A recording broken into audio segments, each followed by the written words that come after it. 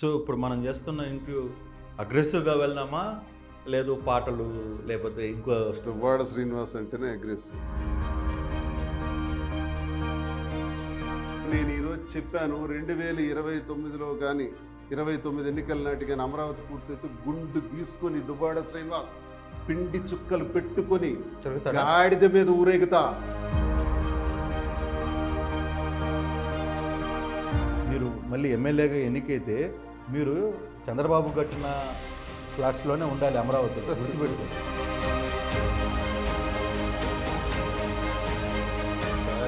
29లో నేను గుండు గీసుకుంటాను అంటున్నాను. ఇది జరగదు అని నేను చెప్తున్నాను. ఒక 4 days బ్యాక్ చంద్రబాబు నాయుడు అందరు కూర్చోబెట్టి వార్నింగ్ ఇచ్చి అచ్చెన్నాయుడికి వార్నింగ్ ఇచ్చి సొంత చెల్లెల్ని వ్యవస్థరం చేసి బట్టలు ఓడదీసి నిమ్మాళ్ళలో అతి దారుణంగా కొట్టినటువంటి అచ్చెన్నాయుడు తెలుసా? జగన్ గారు మిమ్మల్ని అత్యంత దగ్గరగా ఎమ్మెల్సీ చేశారు. చాలా ఒక రైట్ హ్యాండ్‌లో మిమ్మల్ని నడుస్తున్న టైంలో మళ్ళీ మీకు వెనకాల ఇప్పుడు మళ్ళీ సస్పెన్షన్ వేట్‌లో పడిపోయారు. అసలు ఏం జరుగుతుంది? మీ తప్పంటారా? లేకపోతే ఏంటి? First time suspension doctor YS Rajasekhara Reddy గారు ముఖ్యమంత్రి, second time suspension Jaganmohan Reddy గారు ఉన్నారు. ఏంటి నాకు ఇద్దరి దగ్గర ఎందుకు ఇలా జరిగిందంటే ఇద్దరి దగ్గర నాకు వెళ్ళనివ్వడంటే ధర్మం కోసం. నీవు జగన్మోహన్ రెడ్డి కోసం ఉంటావు, అధికారం కోసం ఉంటావు మిస్టర్ ధర్మన్ ప్రసాద్. కానీ ఒక విషయం నిజం చెప్పాలి. అంటే అది నాకు ఏదో ఒక సోర్స్ ద్వారా వచ్చింది. మీరు ఏదో ఒక సినిమాలో ఎమ్మెల్యేగా నటిస్తున్నారనేది ఒక నిజమేనా? ఆల్రెడీ వాలంటీర్ అని ఒక సినిమా నటించాను. ఇప్పుడు త్వరలో షూటింగ్ ఉంది, అది కూడా చేస్తాను. పలానా వారి అబ్బాయి అని ఇంకా వాళ్ళు చెప్తారులేండి టైటిల్.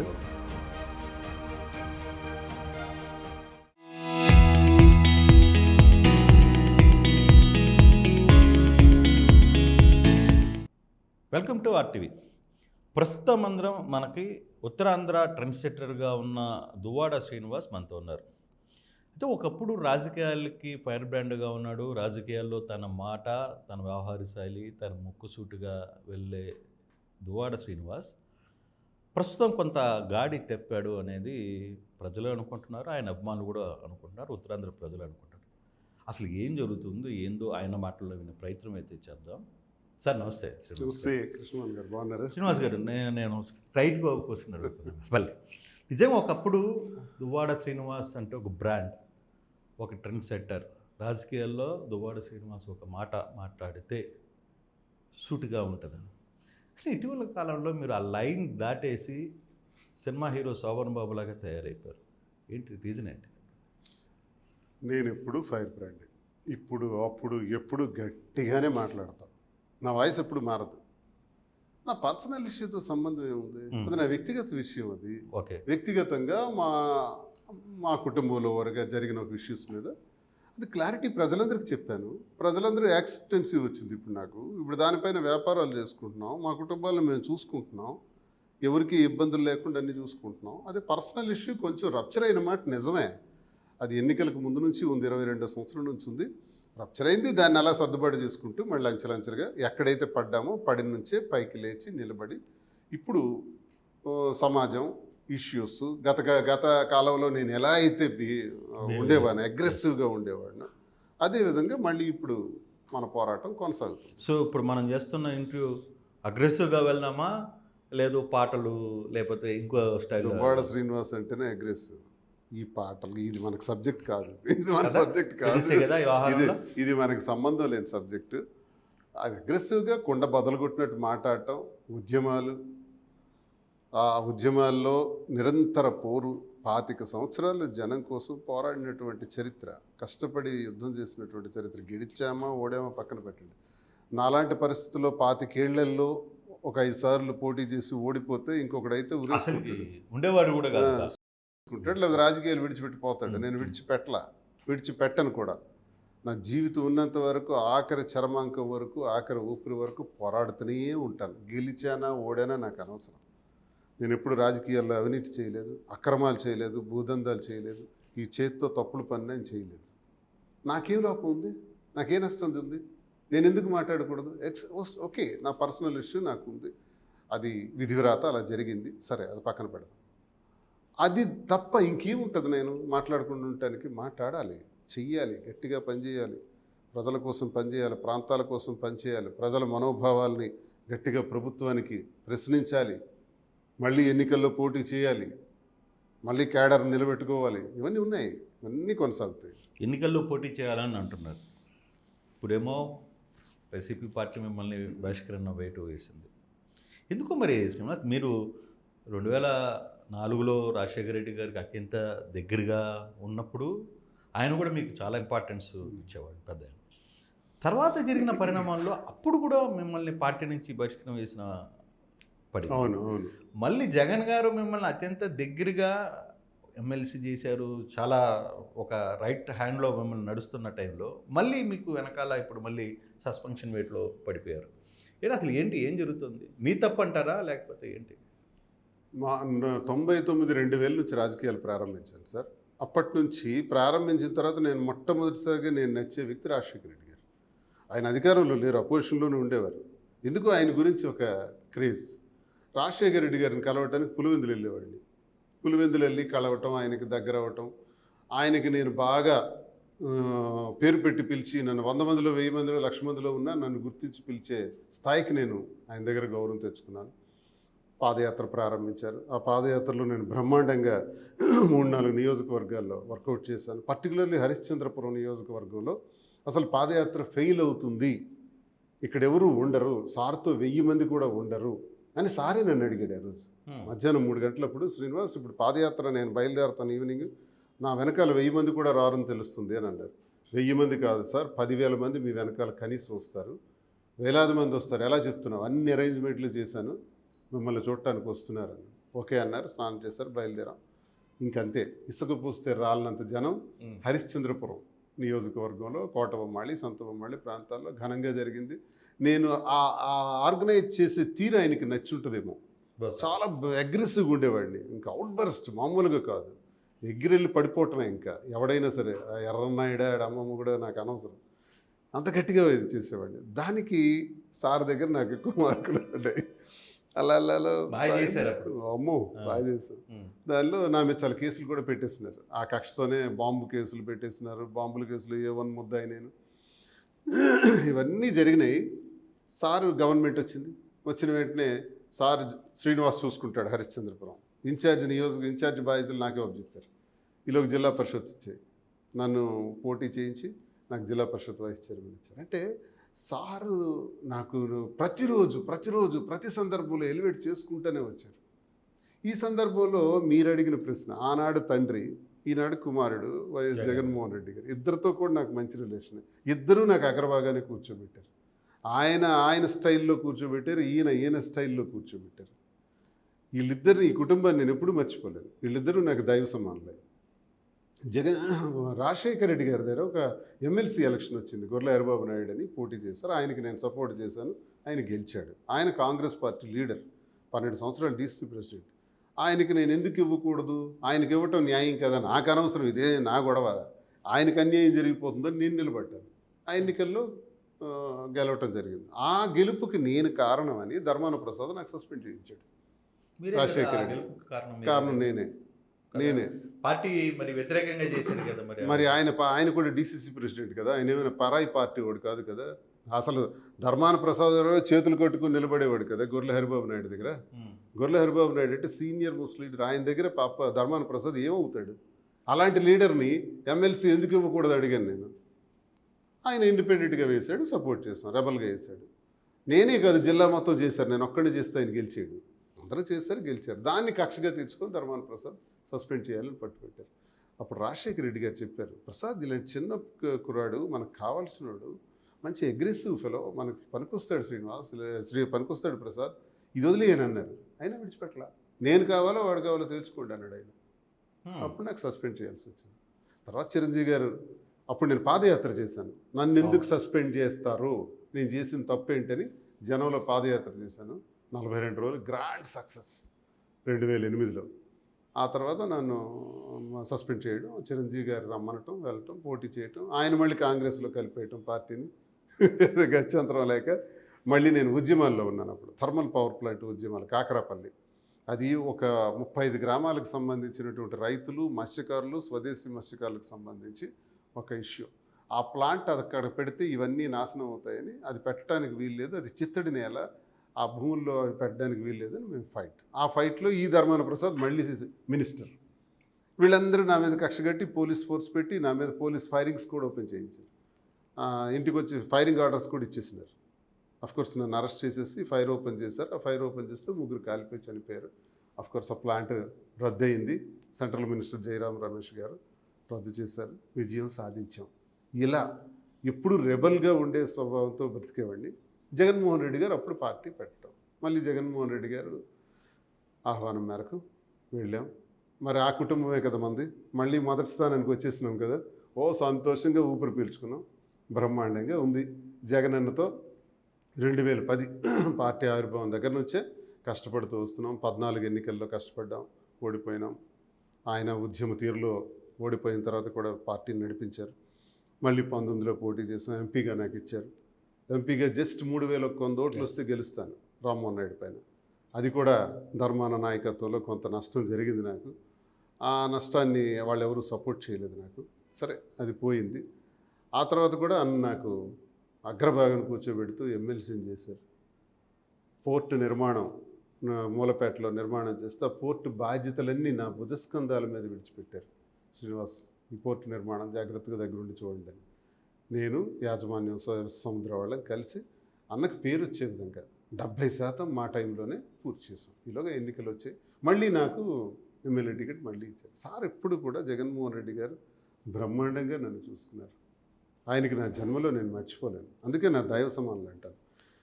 దురదృష్టం మా కుటుంబంలో వచ్చిన చిన్న ఇబ్బంది వల్ల 22వ సంవత్సరంలో వచ్చింది. 2 సంవత్సరాల పాటు గొడవ అవుతున్నా సారు నేను టికెట్ ఒక సందర్భంలో నాకు అక్కర్లేదు, మా మిసెస్కి ఇచ్చేయండి అని చెప్పి వాణికి చేసాను. నాకే చేసేయమన్నారు. నేను చేస్తాను కూడా. మళ్ళీ లాస్ట్లో ఎందుకో ఈక్వేషన్స్ మళ్ళీ నాకే ఆయన పోటీ చేయమన్నారు. చేశాను. కోర్స్ వేవ్లో మనం ఓడిపోయినాం అనుకోండి. ఈ టైంలో ఆ గొడవలు జరుగుతున్నప్పుడు కానీ ఆ సందర్భంలో కానీ లేకుండా అక్కడికి 8 నెలల తర్వాత మళ్ళీ సస్పెన్షన్ జరిగింది.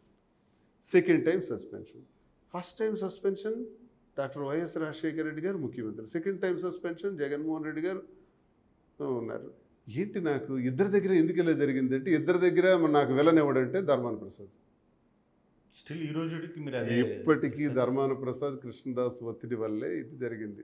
నాకు చెడ్డ పేరు వచ్చేసిందని, పరువు పోతుందని, అందరూ అసహించుకుంటున్నారని, ఈయనకి పార్టీలో ఉంచడానికి వీలు లేదని రోజు ఒత్తిడి తెస్తే ఏం చేస్తారన్న? తప్పని పరిస్థితి. మీ తప్పు లేదంటారా ఈ విషయంలో? తప్పు నేను ప్రజలకు చెప్పాను, అన్నకి చెప్పాను, అన్నకి తెలుసు.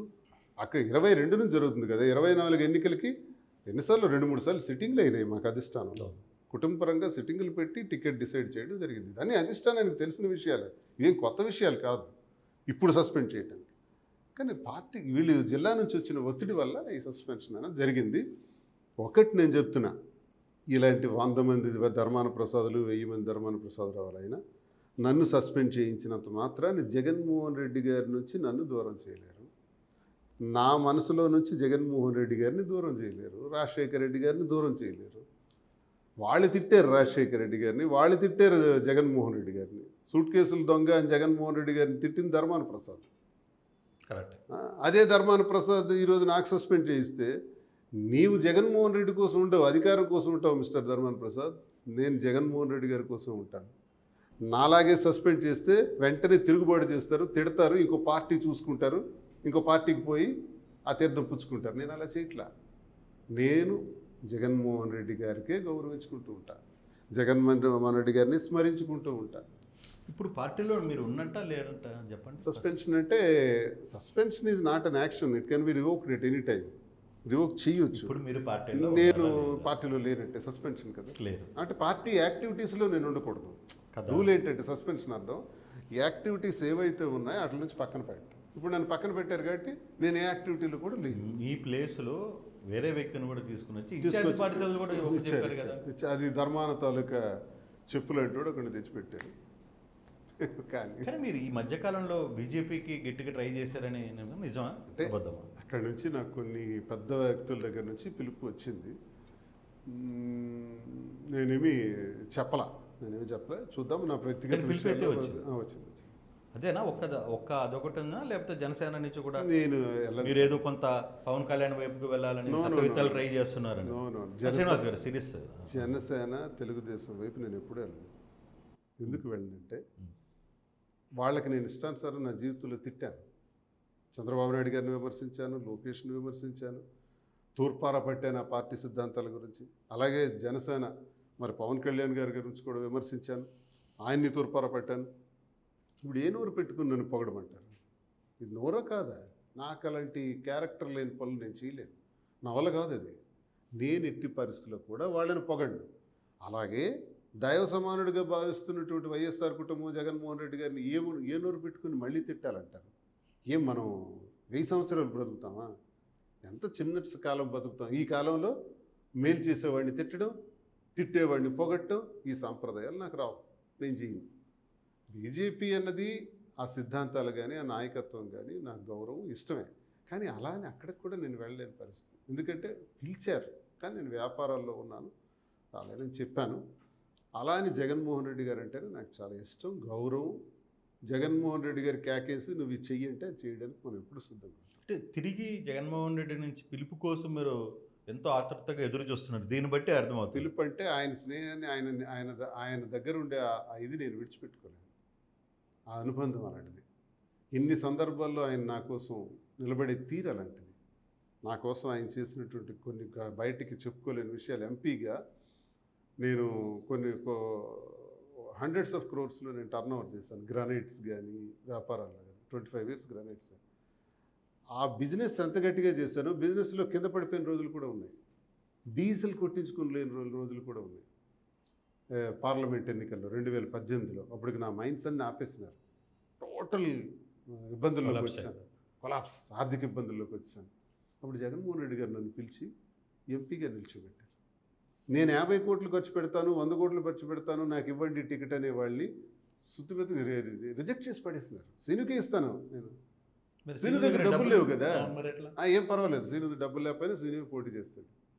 ఆ వ్యక్తిత్వం ఏంటి, ఆ మనిషి తీరేంటి, అంత కఠినం, అంత ఒక మనిషిని నమ్మితే అంత గట్టిగా ఉండే మనుషులు ఉంటారా రాజకీయాల్లో? కానీ ఎక్కడో శ్రీనివాస్ జగన్ని తిరిగి దగ్గర చేసుకునే ప్రయత్నంలో భాగంగా పాత జరిగిన సంఘటనలన్నీ మళ్ళీ మాట్లాడే ప్రయత్నం చేస్తున్నాడేమో అని అనిపిస్తుంది నాకు. అంటే మళ్ళీ జగన్ కోటలోకి చేరిపోవాలి అనే ఆతృత ఎక్కువగా ఉన్నట్టు అనిపిస్తుంది. నా ఇంటి దగ్గర ఇప్పుడు మీరు కెమెరా పెడితే జగన్మోహన్ రెడ్డి గారి కటౌట్స్ ఉన్నాయి, ఇంట్లో బ్యానర్స్ ఉన్నాయి. నా స్టోర్కి వెళ్తే హైదరాబాద్లో రాజశేఖర రెడ్డి గారి ఫోటో ఉంటుంది. ఈ జీవితకాలం ఉంటాయి, నేను ఉన్నంత వరకు ఉంటాయి, ఇవి పోవు. పార్టీతో సంబంధమే ఉంది, పనితీరుతో సంబంధమే ఉంది. వాళ్ళంటే నాకు ఇష్టం, నన్ను నిలబెట్టిన వాళ్ళు, నాకు రాజకీయ జీవితాన్ని ఇచ్చిన వాళ్ళు, నాకు గౌరవాన్ని ఇచ్చిన వాళ్ళు, వాళ్ళు నా మనసులో ఎప్పుడూ ఉంచుకుంటాను నేను. పార్టీ పరంగా రాజకీయం పరంగా ఇప్పుడు అర్జెంటుగా సార్ దగ్గరికి వెళ్ళిపోయి అన్న నాకు సస్పెన్షన్ ఇస్తే ఏంటి, ఇది ఏమైనా ఉద్యోగం కాదు కదా, ఎత్తేస్తారు పని చేయంటారు, పెద్ద పనేం కాదు. అది కాదు నాకు కావాల్సింది. వాళ్ళు నా మనసులో ఎప్పుడూ ఉంటారు. కానీ ఏదో ధర్మాన లాంటి వ్యక్తి వాళ్ళ ఫ్యామిలీ మిమ్మల్ని పార్టీలోకి రానిచ్చే అవకాశం ఉందా? వాళ్ళు ఎవరన్నా రానివ్వడానికి? వాళ్ళు ఎవరండి? జగన్మోహన్ రెడ్డి గారు సర్వం ఈ పార్టీలో, ఆయనే సుప్రీం. జగన్మోహన్ రెడ్డి గారి కనుసన్నల్లోనే ఎవరైనా పని చేయాలి, ధర్మాన ప్రసాద్ అయినా దువ్వాడ శ్రీనివాస్ అయినా. మేమెవరం మధ్యలో, మా నిర్ణయాలు ఏంటి అవ్వండు. జగన్మోహన్ రెడ్డి గారే మాకు సర్వస్వం. ఆయన తలుచుకుంటే ఇవన్నీ ఏముంటాయి. కానీ జిల్లాలో జరుగుతున్న అక్రమాలు అన్యాయాల మీద నేను మాట్లాడుతున్నా. ధర్మాన ప్రసాద్కి నాకు ఆస్తులు గొడవలు లేవు, వాళ్ళ కుటిల రాజకీయాలు. అంటే నేను ఎందుకు నాకు ఇంత తీవ్రమైన శత్రువుగా అతను నన్ను పెట్టాడంటే, నేను స్పష్టంగా ఉన్న వాస్తవాలు మాట్లాడటం. ఏంటి, ఎర్రంనాయుడికి ధర్మాన ప్రసాద్కి ఉన్న రిలేషన్స్, ఎర్రంనాయుడు మరణానంతరం అచ్చెన్నాయుడికి, రామ్మోహన్ నాయుడికి, ధర్మాన ప్రసాద్కి, కృష్ణదాస్కి ఉన్న రిలేషన్స్. ఈ రిలేషన్స్ని నేను కుండ బద్దలు కొట్టినట్టు మాట్లాడాను. అంటే వీళ్ళు నలుగురు కలిసిపోతారు, అందరూ ఓడిపోవాలి, వీళ్ళు నలుగురు మాత్రం గెలిచేయాలి. కులాల మీద దాడులు చేస్తారు. అసలు కులాల మీద దాడులు కాదు, వెలమ కులం, వెలమ కులానికి చెందిన వాళ్ళు ఆ కులం మీద దాడి చేశారు. ఉదాహరణకి ఈయనకి రాజకీయాల్లోకి తీసుకొచ్చిన, ఎర్రన్నాయుడిని రాజకీయాల్లోకి తీసుకొచ్చిన వ్యక్తుడు తంగి సత్యనారాయణ గారు, బొగ్గు లక్ష్మణరావు గారు, సింహ ప్రభాకర్ గారు వీళ్ళు రాజకీయాల్లో ఉన్నారా? సర్వనాశనం చేసేసినారు వీళ్ళ కుటుంబాల్ని. ఎవడు? ఎర్రంనాయుడు, ఇప్పుడు అచ్చెన్నాయుడు, గుండప్పల సూర్యనారాయణ గారు నీతికి నిజాయితీకి మారు పేరు మా జిల్లాలో. ఆయనకు ఉంచారా? ఆత్మక్షోభతో ఆయన ఈరోజు ఆయన మరణించే సమయానికి మానసిక ఒత్తిడితో ఉన్నారని నేను అంటాను గట్టిగా. దానికి కారణం ఎవరు? వీళ్ళే. ఈ సోకాల్డ్ ఎర్రన్నాయుడు ఎందుకు చేస్తాడు వీడు? ఈ అచ్చెన్నాయుడు ఇవన్నీ ఎందుకు చేస్తాడు అనుకుంటున్నారు? ధర్మాన్ని గెలిపించడానికి చేస్తారు. ధర్మాన్ని పైన ఒక సామాన్య వ్యక్తిని తెచ్చి ఎమ్మెల్యే అభ్యర్థిగా పెడతారు. ఎందుకు? లక్ష్మి గారికి పెట్టినా, గుండప్పల సూర్యనారాయణ గారికి పెట్టినా ధర్మాన ప్రసాద్ గెలవటం కష్టం కాబట్టి సామాన్యమైన వ్యక్తిని పెడతారు. అప్పుడు ధర్మాన్ని ఈజీగా గెలుస్తాడు. ధర్మాన్ని ఏం చేస్తాడు? శ్రీనివాస్ అనే వ్యక్తిని లేపేస్తే అచ్చెన్నాయుడు బలంగా ఉంటుంది. ఇంకెవరిని పెట్టుకున్నా పర్వాలేదు. వాళ్ళ అనుచరులు అనే వాళ్ళకి ఎవరికి పెట్టుకున్నా పర్వాలేదు. అలాంటి వాళ్ళు పెట్టుకోవడానికి ధర్మాన్ని ప్రయత్నిస్తాడు. ఇది అవగాహన. అంటే అక్కడ సామాజిక వర్గం ముందు వాళ్ళ సామాజిక వర్గాన్ని నాశనం చేశారు వాళ్ళు. వాళ్ళ సామాజిక వర్గంలో ఉన్నటువంటి ధర్మాన ప్రసాద్ కృష్ణదాస్ చరిత్ర అలాంటిదే. వీళ్ళు కూడా వాళ్ళ ఫ్యామిలీస్లో వాళ్ళ సొంత మేనలుడిని, ఒక ఎంతో అనుచరుడిగా ఉన్న మేనలుడు కూర్మనాయుడు అని, సారవకోట ఎంపీపీ, అలాగే జలుమూరు జెడ్పీటీసీ రాంబాబు అని, వీళ్ళందరినీ సమూలంగా నాశనం చేసేసినారు కదా. అసలు ధర్మాన ప్రసాద్కి అక్కడ చల్ల రవన్ ఒక కుర్రాడు ఉండేవాడు, మంచి యాక్టివ్ పర్సన్, చల్ల తంబి. వీళ్ళందరినీ నాశనం చేసింది ఎవరు? ధర్మాన ప్రసాదే. చూసారా ఇన్ని పేర్లు, ఇంతమంది ఇది ఏదైతే వెలమ సామాజిక వర్గం ఉందో ఆ వెలమ సామాజిక వర్గంలో ఉన్న ముఖ్యుల్నే చంపేసినారు వీళ్ళు. రాజకీయంగా పతనం చేసేసినారు. ఇకపోతే కాళింగుల మీద పడతారు. నెక్స్ట్ కళింగ హైయెస్ట్ క్యాస్ట్ శ్రీకాకుళంలో first Kalinga. Yes, first Kalinga, 2 Kapu, 3 మా రెడ్డిక, యాదవాస్. నెక్స్ట్ యాదవాస్ వస్తారు, తర్వాత మత్స్యకారులు వస్తారు, తర్వాత ఎస్సీలు వస్తారు, ఆ తర్వాత 7-8 స్థానంలో వెలమలు వస్తారు. అంటే 1,10,000 ఓట్లు ఉన్నాయి. మా 4,90,000 ఓట్లు ఉన్నాయి. మమ్మల్ని మాత్రం చీల్చి చెండాడుతారు. మాకెక్కడ అసలు ధర్మాన ప్రసాదరావుకి రాజకీయాల్లోకి తీసుకొచ్చి రాజకీయ భిక్ష పెట్టిన బొడ్డేపల్లి రాజగోపాలరావుని కూడా నాశనం చేసింది ధర్మాన ప్రసాద్. కానీ అక్కడి నుంచి ఇప్పటి వరకు కూడా ఇవన్నీ ఎందుకు చేస్తాడంటే వడంబడిక. జిల్లా రాజకీయాలను ఈ రకంగా నాశనం చేస్తాడు. కాళింగుల్ని కాదండి, కాపుల్ని కూడా నాశనం చేస్తారు. ఇప్పుడు కలమట కుటుంబం ఉంది. ఈరోజు ఎక్కడుంది కలమట కుటుంబం? కాపుల్లో ఒక పెద్ద కుటుంబం, ఎర్రన్నాయుడితో సమానంగా అంతకన్నా ఎక్కువగా గెలిచినటువంటి కుటుంబం. ఈరోజు కలమట మోహన్ రావు గారి కుటుంబాన్ని నాశనం చేసేసినారే. అలాగే వైసీపీలోకి వస్తే కూడా ప్రతి దగ్గర కాపులు, రెడ్డి శాంతి గారు పోటీ చేసిన, గొర్రెల కిరణ్ పోటీ చేసిన, అక్కడ గ్రూపులను తయారు చేసి వాళ్ళల్లో వాళ్ళని చీల్చి చెండాడి వాళ్ళు గెలవడానికి అవకాశం లేకుండా ఏర్పాట్లని వీళ్ళే చేస్తారు. అంటే మీలో ఐక్యం లేకపోవడమే కదా. కళింగలో కావచ్చు, లేకపోతే ఇతర సామాజిక వర్గాల్లో ఐక్యం లేకపోతే వాళ్ళు ఆ సామాజిక వర్గం ఐక్యం లేకపోవడం కాదు, వీళ్ళకి ఎక్కువ ప్రాధాన్యత ఉండటం. పార్టీల్లో వీళ్ళకి ఎక్కువ ప్రాధాన్యత ఉండటం. ఆ ప్రాధాన్యతతో మమ్మల్ని గ్రూపులు చేసి అయిన వాడికి గెలవగలిగిన వాడిని టికెట్ ఇవ్వకుండా అవకాశం లేని వాళ్ళకి తెచ్చి ప్రోత్సహించి రెచ్చగొట్టి కులాల్ని చీల్చి చెండాడి అన్నదమ్ముల మధ్య చీల్చేస్తారు, భార్యాభర్తలను చీల్చేస్తారు, తండ్రి కొడుకుల్ని చీల్చేస్తారు, మామల్లుల్ని చీల్చేస్తారు. సీతారామరావుని తండ్రి కొడుకులు కలమట మోహన్ రావు గారిని, గుండప్పల సూర్యనారాయణ గారికి, లక్ష్మి గారికి విడదీసి మళ్ళీ భార్యకి ఇద్దాం, భర్తకి ఇద్దామని రకరకాలు పెడతారు. వీళ్ళిద్దరికి వద్దు ఇంకొకటి పెడదామంటారు. లుచ్చ రాజకీయాలు చేస్తారు వీళ్ళు. కాబట్టే మా టార్గెట్ ఏంటంటే కింజరాపు వాళ్ళ జీవితంలో గెలకుండా వాళ్ళని కొట్టాలి, ఓడించాలి. 2 ధర్మాన వాళ్ళని కూడా వాళ్ళకి దెబ్బతీయాలి. వీళ్ళిద్దరిని దెబ్బతీస్తే జిల్లాలో అన్ని కులాలు కూడా బాగుపడతాయి, ఊపిరి పీల్చుకుంటారు. మేము ఇంకోటి కూడా చెప్తున్నాను. ఇప్పుడు టీడీపీ ప్రభుత్వం ఉంది. ఆర్డీఓ అటెండర్ దగ్గర నుంచి ఆర్డీఓ వరకు వాళ్ళ చుట్టాలు బంధువులే ఉన్నారు శ్రీకాకుళంలో. కలెక్టర్ దొరకలేదు కాబట్టి అన్ని కులాలు అన్నీ వాళ్ళకి సంబంధించిన చుట్టాల బంధువులే ఉన్నారు. వాళ్ళు మాకు ఇబ్బంది పెడుతున్నారు, అన్ని కులాలను కూడా హింసిస్తున్నారు. కాళింగ, కాపు ఇదనే కాదు, ఈవెన్ వెలమ కమ్యూనిటీలో వాళ్ళకి పడని వర్గాలను కూడా హింసిస్తున్నారు. ఇవన్నీ మేము భరిస్తున్నాం. ఇప్పుడు రేపు పొద్దున్న సరే జగన్మోహన్ రెడ్డి గారు ముఖ్యమంత్రి అయిన తర్వాత వీళ్ళు మాకు హింసించారని మేమేమని అనుకుంటే వాళ్ళందరూ వెళ్ళి ధర్మాన ప్రసాద్ కృష్ణదాస్ సంరక్షణలో పనిచేస్తారు. ఇది మేము చాలా కాలం ఎన్నికల నుంచి చూస్తున్నాం, చాలా సంవత్సరాల నుంచి మేము చూస్తున్నటువంటి బాధ ఇది. దీన్ని ఎవరికి చెప్పుకోవాలి? ఇది నేను మాట్లాడుతున్నాను. ఇప్పుడు అదే పాయింట్ నేను కూడా అడుగుతున్నాను. ఇంత బలమైన వ్యక్తులుగా ప్రాధాన్యత ఉన్న పార్టీలో తెలుగుదేశంలో వాళ్ళు ఉంటే, వైసీపీలో ధర్మన్న ఫ్యామిలీస్ ఉన్నారు. వాళ్ళని మాట వాళ్ళని కాదని చెప్పి దువ్వాడకు పార్టీలో తిరిగి తీసుకునే అవకాశం ఉంటుందా అనేది నేను మళ్ళీ మళ్ళీ అడుగుతున్నా క్వశ్చన్. ఉండకపోవచ్చు. So what? విడిచిపెట్టేస్తామా? ఉండకపోతే నేను దుప్పటి కప్పుకొని పడుకోమంటారా? నో. ఎవరున్నారని నేను ఉద్యమాన్ని చేశాను? థర్మల్ పవర్ ప్లాంట్ ఎవరున్నారు నా వెనకాల? అందరు నాయకులు, ఎర్రం నాయుడు, ధర్మాన ప్రసాద్, కృష్ణదాస్, సత్యనాయుడు, అందరూ ప్లాంట్ సపోర్ట్, నేను ఒక్కడనే పబ్లిక్ సపోర్ట్. విజయం సాధించాం కదా. ఆ రోజు పాదయాత్ర కూడా చేశాను కదా. ఆ రోజు ఎవరున్నారని చేశాను. ఈరోజు ఎవరున్నారని నేను ఇప్పుడు ఊరుకోవాలి? ఎవరి గురించి నేను ఆలోచించి నేను ఊరుకోవాలి? నేనంటూ ఒకడు ఉన్నాను కదా. నేనున్నంత వరకు నేను పోరాటం చేస్తాను. ఎవడి సహకారంతో నేను రాజకీయాలు చేయలేదు. నా వ్యక్తిగతంగానే నేను నిర్ణయాలు తీసుకొని ఎప్పుడు చేశాను. నేను దువ్వాడ శ్రీనివాస్ అంటే ఒక బ్రాండ్గా పికప్ అయి నా వ్యక్తిగత వాయిస్తోనే నేను కొట్టుకొచ్చాను. ప్రజల సపోర్ట్ తీసుకున్నాను. ప్రజలు ఎప్పుడు దేవుళ్ళు. నాకు ఎప్పుడు ప్రజలు అండదండలు ఉన్నాయి. వాళ్ళు సహకరించారు. నేను ఉన్నానని చెప్పారు. ఇంత కూటమి వేవ్లో కూడా ధర్మాన ప్రసాద్ 54,000తో ఓడిపోయినాడు. కృష్ణదాస్ 45,000 పైచీలతో ఓడిపోయాడు. ఓడిపోయిన వైసీపీ ఎమ్మెల్యేలందరూ కూడా అబవ్ 45,000 శ్రీకాకుళంలో. నేను ఒక్కడే 32,000. అంటే నా మీద పోటీ చేసింది ఎవరు? అచ్చెన్నాయుడు. 70,000 మెజార్టీ రాందే. మీరు రాష్ట్రంలో హయ్యెస్ట్ మెజార్టీ నాదే, రాష్ట్ర పార్టీ అధ్యక్షుడిగా తెలియజేస్తున్నాను అన్నాడు. కానీ అతని మెజార్టీ 32,000. కానీ నీ ద్వారా టికెట్లు పొందిన వాళ్ళు ఈరోజు 54,000, 50,000, 45,000తో గెలిచారు. నీకెందుకు రాలా?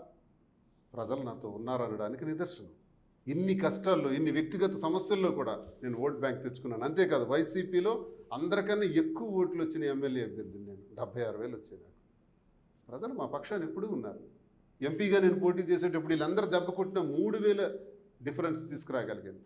కానీ ఒకటి మీకు ఎక్కడో కొంత నోటి దూల ఎక్కువ ఉంది కదా, ఒప్పుకుంటారు కదా. ఉంది. దానివల్లే కదా చివరికి రాజకీయంగా ఇబ్బందులు పడుతూ వస్తున్నారు. రెండవది చివరికి మీ మీద హత్యా ప్రయత్నం చేసేంత స్థాయికి కూడా తెచ్చుకున్నారు. ఈ మాటలన్నీ ఆడానని, ఈ వాస్తవాలు బయట పెట్టానని కమ్యూనల్గా మమ్మల్ని అనగదొక్కడానికి ప్రయత్నం చేశారు. కమ్యూనల్గా ఏంటి? టీడీపీలో కూడా మీరు చూడండి, ఒకింట్లోనే కేంద్ర మంత్రి, ఒకింట్లోనే రాష్ట్ర మంత్రి. అది ఒక్క కులానికే. ఏం కాపులు లేరా? కళ వెంకట్రావు గారు లేరా? ఏ కాళింగులు లేరా? రవి లేడా? అశోక్ లేడా? వీళ్ళకి ఎందుకు ఎవరు? రవి మీద ఒక బురద జల్లి రవికి ఆ మంత్రి రాకుండా చేయడానికి ప్లాన్ చేస్తున్నారు. అప్పుడు నేను స్పందించాను కులం నుంచి. 2, తమ్మినేని సీతారాం ముసలైపోయారు, ఆయనకి యాక్టివ్గా లేడు అని ఎవడు చెప్తున్నాడు? తమ్మినేని సీతారాం గారి లాగా అత్యున్నత పదవులు చేసినాడు మా ఉత్తరాంధ్రలో ఎవరూ లేరు. అలాంటి మా కులానికి ఒక రాజు అయినటువంటి సీతారామును పట్టుకొని నువ్వు ఓల్డ్ మ్యాన్ అని, అసమర్థుడని అంటావా పబ్లిక్గా నడి రోడ్డు మీద? నీ వయసు ఎంత? నీది 72 కదా. నువ్వు ముసలైపోయినావు కదా, అందరూ ముసలైపోతాం కదా. అంత మాత్రాన్ని పబ్లిక్లో కామెంట్ చేస్తావు. దాన్ని నేను తాట తీశాను కృష్ణదాస్ విషయంలో. కృష్ణదాస్ ఈ మాట అన్నాడు, నువ్వు జిల్లా పార్టీ ప్రెసిడెంట్గా నువ్వెవడో అనడానికి. జగన్మోహన్ రెడ్డి గారు చెప్పాలా, సీతారామన్న మీరు తప్పుకోండి ఇంకోళ్ళు ఇస్తాను. ఎస్, తప్పుకుంటారు ఆయన ఏం చెప్పినా చేస్తారు. నువ్వెవరు చెప్పడానికి? నీకు లిమిట్స్ క్రాస్ చేసి మాట్లాడినావు, దాని మీద నేను రియాక్ట్ అయ్యాను. ఇలా రియాక్ట్ అయ్యానని ఆయన్ని శ్రీకాకుళం వస్తే చంపేస్తామని కబురు పెట్టారు. ఓకే, శ్రీకాకుళం వస్తే చంపేస్తారు. ఎక్కడికి రావాలి? పలానా దగ్గరికి. హైదరాబాద్ నుంచి ఆ రోజు వస్తున్నాను. రోజులు ఆగావు. నిమ్మాడ నడి రోడ్డు మీద నిలబడ్డాను 2 hours అర్ధరాత్రి. చంపేస్తామన్నారు కదా, చంపేయండి. ఎవడు చంపేస్తారని నేను భయపడాలి? ఎప్పుడైనా పోతాం కదా. ఇవాళ పోవాల్సింది రేపు పోతాం, రేపు పోవాల్సింది ఎల్లుండి పోతాం, అంతే కదా. నేను అదరను బెదర్ను. అలా అదిరి బెదిరేవాడిని అయితే ఉద్యమాలే చేయను నేను. ఇప్పుడు ఈ వ్యక్తిగతంగా ఇంత కఠోరమైన మాట్లాడి పోరాడిను. ఈరోజు కూడా నేను ఆ రోజు పోరాడానంటే నా ధైర్యమే, నాకు నా వ్యక్తిగత అభిప్రాయం. ప్రజల పక్షాన్ని నేను పోరాడుతున్నాను, కులాల కోసం పోరాడుతున్నాను. ఓన్లీ కళింగ కులాలకి కాదు, అన్ని కులాలకి జరుగుతున్నటువంటి అన్యాయం మీద మా జిల్లాలో, అసలే వెనుకబడిన జిల్లా అండి, వెనుకబడిన ప్రాంతం అండి, ఈ ప్రాంతంలో మాకు జరుగుతున్నటువంటి అన్యాయం మీద నేను మాట్లాడుతున్నాను. వాళ్ళు నాకు చంపిస్తే చంపేని, హత్య ప్రయత్నం కూడా చేయాలని చేశారు. ఓకే, చేయని పోలీస్ కంప్లైంట్ ఇచ్చాను, ఇంతవరకు యాక్షన్ లేదు. కానీ దాని వెనకాల మీరు ఆరోపణ అది నిజంగానే ధర్మన్న వాళ్ళ ప్లాన్ ఆఫ్ షెడ్యూల్లో, లేకపోతే వాళ్ళకు ఒక ప్లాన్ ఉందే? లేదు మరి అప్పన్న అని వాళ్ళ మనిషి ఇప్పుడు అప్పన్న అని వాళ్ళ కుటుంబ అవును. సభ్యుడే నాకు ఫోన్ చేసి చెప్పాడు. చెప్తే నేను తప్పదు, అప్పన్న నాకు కూడా మంచి అనుచరుడు, వైసీపీ లీడరు, ఆ వాయిస్ బయట పెట్టకూడదు కానీ ఇలాంటి తప్పని పరిస్థితుల్లో అవసరమని నేను పెట్టాను. అప్పన్న పర్మిషన్ తీసుకొని పెట్టాను. అందుకే అప్పన్నకి రాచి రంపాన పెట్టి 4 రోజుల పాటు జైల్లో పెట్టి 4 రోజులు ఇష్టానుసారం కొట్టి హింసించారు ఉమ్. వీళ్ళందరూ కలిపి. ఎవరు? ఈ బ్యాచ్ ఈ కిలాడి బ్యాచ్. కి అంటే కింజరాబు, డి అంటే ధర్మాన, కిలాడి, కేడి, అంటే పార్టీలు వేరైనా వ్యవస్థ అంతా ఒకటే. కేడీలు, కిలాడీలు కలిపి ఈరోజు అప్పన్నని హింసించారు. కానీ మీరు ఎందుకు మీ కళింగ ఒక ఇది జరిగినట్టు ఉంది కదా, మీ మీటింగు ఉమ్. సామాజిక సమీకరణంలో జరిగింది. చేశారు. ఎప్పుడు లేనిది మీరు కొంత దగ్గర అయినట్టున్నారు, చాలా పెద్ద స్థాయిలో నిర్వహించారు. ఏంటి దాని కారణం ఏంటి? ఒంటరి అయిపోయాను, సస్పెండ్ చేశారు. ఏం చేయాలో అర్థం కాలేదు. సస్పెండ్ చేశారు. వదిలే బాడీ కాదు, నిద్ర రెస్ట్ తీసుకునే బాడీ కాదు, ఏదో ఒకటి చేయాలి, ఇష్యూస్ మీద పోరాడదాం. జరుగుతున్న నష్టం ఏంటి? కాళింగ కులం, కాళింగులతో పాటు కాపులు, రెడ్డిలు, యాదవాలు, మత్స్యకారులు, ఎస్సీలు, ఎస్టీలు, అన్ని బీసీ కులాలకి జరుగుతున్న అన్యాయం మీద గట్టిగా మాట్లాడదాం. ఈ అన్యాయం ఎవరు చేస్తున్నారు? కిలాడీలు చేస్తున్నారు. మన ఫైట్ ఎగనెస్ట్ కిలాడీస్ అంటే అచ్చెన్నాయుడు, రామ్మోహన్ నాయుడు, ధర్మాన ప్రసాద్, కృష్ణదాస్, ఈ కిలాడీలకు వ్యతిరేకంగా చేసిన యుద్ధమే ఇది. ఆ యుద్ధానికి మరి బేస్ తీసుకున్నాను. కులం అనేది ఎవరికైనా పునాది. కానీ మీ శత్రువైన తమిళతో కూడా కలిసిపోయారు, తర్వాత రవిని పిలిచారు, ఒక బ్యాచ్ అంతా. అండి మరి అందరూ కలవట్లేదా? ఏ కులం కలవట్లేదు ఈ దేశంలో? కమ్మలు కలవట్లేదా? రెడ్డిలు కలవట్లేదా? కాపులు కలవట్లేదా? తిట్టుకుని మరీ కలిసిపోవట్లేదా? అందరు కలిస్తే తప్పు లేదు. నేను కళింగ కులానికి చెందినవాడిని. మా కులంలో కూడా జరుగుతున్నటువంటి అన్యాయం మీద మా నాయకులను అందరినీ కలిసి దగ్గర చేసుకొని అందరినీ దగ్గర చేసి ఒకటై ఒక ఉద్యమం స్టార్ట్ చేస్తే అది నా మనసులో ఉన్నది కాదు, ప్రజల మనసులో ఉంది. నేను 3-4 సందర్భాల్లో రియాక్ట్ అయిన సందర్భాన్ని చూసి 60,000 మంది ఒక వేదిక మీదకి వచ్చారు. బాగా చిన్న సక్సెస్ పిక్నిక్ పెడితే this is the first time in the history of Srikakulam. ఎవరికి ఇన్వైట్ చేయాలి. కానీ మీడియా సమావేశం, మీడియాకి కానీ ఎవరికి చెప్పకుండా ఎందుకు అంత సీక్రెట్ మీటింగ్ జరపాలి? సీక్రెట్గానే చేద్దాం అనుకున్నాం. అసలు పర్సనల్గా చేద్దాం అనుకుని గట్టిగా అందరం కలిపి ఒక 500 మంది కబురు పెట్టుంటాం. అక్కడికి 60,000 మంది వచ్చారు. 57,000 మంది రిజిస్ట్రీ సెంటర్ అయింది. ఎంట్రీ అయ్యి అందరూ నన్ను మోసుకుంటూ తీసుకెళ్ళారు. సభా వేదిక నేను కారు దిగిన దగ్గర నుంచి మోసుకుంటూ 1/2 కిలోమీటర్ నన్ను మోసుకుంటూ తీసుకెళ్లారు. వాళ్ళకి ఎంత రుణపడి ఉన్నాను. ఎందుకు మోసారు? ఆ భుజాల మీద మోసే దానిలో ఉన్న అర్థం ఏంటి? వాళ్ళ ఆర్తనాదం, వాళ్ళ గొంతు ఏం మాట్లాడుతుంది, వాళ్ళ గుండెలు ఏం చెబుతున్నాయి, వాళ్ళ మనోవ్యధ ఏంటి? అందుకే వాళ్ళు నన్ను మోసారు. మోయటంలో అర్థం ఏంటంటే బాధ్యతను ఒప్పచెప్పారు. ఎస్, నువ్వు యుద్ధం చెయ్యని అన్నారు. నేను ఆడిన మాటలకి ఆ రోజు వచ్చిన సపోర్ట్ నా జన్మలు మర్చిపోను. ఇప్పుడు ఉధృత స్థాయిలో ఇంకా పనిచేస్తాను. అందుకే నేను అందరికీ తెలియజేస్తున్నాను, సోదరులారా, ఒక్క కళింగులకి కాదు, అన్ని కులాలకి జరుగుతున్న అన్యాయం మీద మనం యుద్ధం చేద్దాం, ఏకమవుదాం, కిలాడీల్ని వెంట పెడదాం. కేవలం మీరు చెప్తున్న ఈ సోకాల్డ్ వ్యక్తుల్ని ఉత్తరాంధ్ర నుంచి పక్కన పెట్టాలని ఒక నిర్ణయంతో మీరు చేసిన ఒక ప్లాన్ ఇది, అంతేగా? ఇప్పుడు బోటు మునిగిపోయింది, సముద్రంలో మునిగిపోతున్నప్పుడు ఏదో ఒక చెక్క పట్టుకుని మళ్ళీ పైకి వస్తాం కదా, ఎత్తు కొట్టుకుని చేస్తాం. మేము ఏదైతే కష్టం అనిపిస్తున్నామో, ఏదైతే ఇబ్బంది పడుతున్నామో, ఆ ఇబ్బందుల్లో నుంచే సమస్యని పరిష్కరించుకోవడానికి ముందుకు. మీరు 20 సంవత్సరాల నుంచి ఇదే మాట చెప్తున్నారు, నేను యుద్ధం చేస్తానే ఉంటారు, కానీ మీరు సక్సెస్ కాలేదు కదా. You are failure man in politics. గెలిస్తే సక్సెస్, ఓడిపోతే ఫెయిల్యూర్ అని ఎలా అనుకుంటున్నారు? I want to be a leader. కొంతమంది ఎమ్మెల్యేలు అవుతారు. మీ నియోజకవర్గం ఎమ్మెల్యే ఎవడంటే ఎవడికి తెలియదు, పేరే చెప్పలేరు. ఎమ్మెల్యేగా గెలిచిన తర్వాత 5 సంవత్సరాలు పోతే వాడు ఎక్కడుంటాడో తెలియదు. But this Duvvada Srinivas for ever and ever and ever in the hearts of people, Srikakulam people. ఎందుకు ఆ స్థానం సంపాదించుకుంటున్నాం అంటే లీడర్షిప్. లీడర్షిప్ అన్నది గెలిచినంత మాత్రాన కాదు, మహానుభావులే ఓడిపోయారు. మహానుభావులు రాజ్యాంగాన్ని రచించిన అంబేద్కర్ గారికి అవకాశం రాలేదు, అలాగే మహాత్మా గాంధీ గారికి అవకాశం రాలేదు. They're all leaders. మనం వాళ్ళని ఏం చూసి నేర్చుకోవాలి? వాళ్ళ యుద్ధ స్ఫూర్తిని మనం తీసుకోవాలి, వాళ్ళ ఫైటింగ్ స్పిరిట్ని మనం తీసుకోవాలి, వాళ్ళ అభ్యున్నతిని మనం తీసుకొని మనం ఆ రకంగానే మనం కూడా ఒక వాళ్ళ ఫాలోవర్స్గా, వాళ్ళ అడుగుజాడల్లో నడిచే వ్యక్తులుగా మనం ఎందుకు ప్రయత్నించకూడదు? మా మన్యం ద్వారా అల్లూరి సీతారామరాజు ఏం సాధించాడు? తుపాకీ గుళ్ళకే మరణించాడు, బట్ చరిత్రలో మిగిలిపోయాడు. అన్నీ మనం యుద్ధం చేసేటప్పుడు ఆఫ్టర్ ఎమ్మెల్యే గెలుస్తున్నాము ఓడుతున్నాం అనేది కాదు. ముందు మనం యుద్ధం చేస్తున్నామా లేదా, ఒక విషయం మీద మనం పోరాడుతున్నామా లేదా, అది విజయం సాధించుతున్నామా లేదా, అది ఆ దిశలో మనం ముందుకెళ్తాం. కానీ ఇప్పుడు తాజాగా ఇంకొక మాట ప్రస్తావనకు తెస్తున్నారు మీ ప్రాంతవాసులు, ప్రధానంగా మీరు కూడా ఈ మధ్య మాట్లాడుతూ నేను విన్నా. కళింగ రాష్ట్రం అని చెప్పి ఒక ప్రస్తావన తీసుకుని వస్తున్నారు. ఇప్పటికే మీ ముఖ్యమంత్రి అంటే మీ నాయకుడు 3 రాజధానులు అని చెప్పి 11 సీట్లతో ఇంటికి వెళ్ళిపోయి కూర్చున్న పరిస్థితి. ఇప్పుడు మళ్ళీ తాజాగా మావిగన్ అనే ఒక ప్రస్తావన తీసుకుని వచ్చి మళ్ళీ అక్కడ జరుగుతుంది. ఇప్పుడు మీరు మీలాంటి ఆ పార్టీకి సంబంధించి వాళ్ళ నాయకుల్లో ఉన్న మీరు మళ్ళీ కళింగ రాష్ట్రం అని చెప్తారు. ఎందుకు నీ ప్రాంతాల మధ్య విద్వేషణ చెరగొట్టాలి, లేదా వాళ్ళని లేపాలి, ఇది రాష్ట్రం ప్రశాంతంగా ఉండకూడదని ఒక కంకణం ఏమైనా కట్టుకున్నారా మీరందరూ?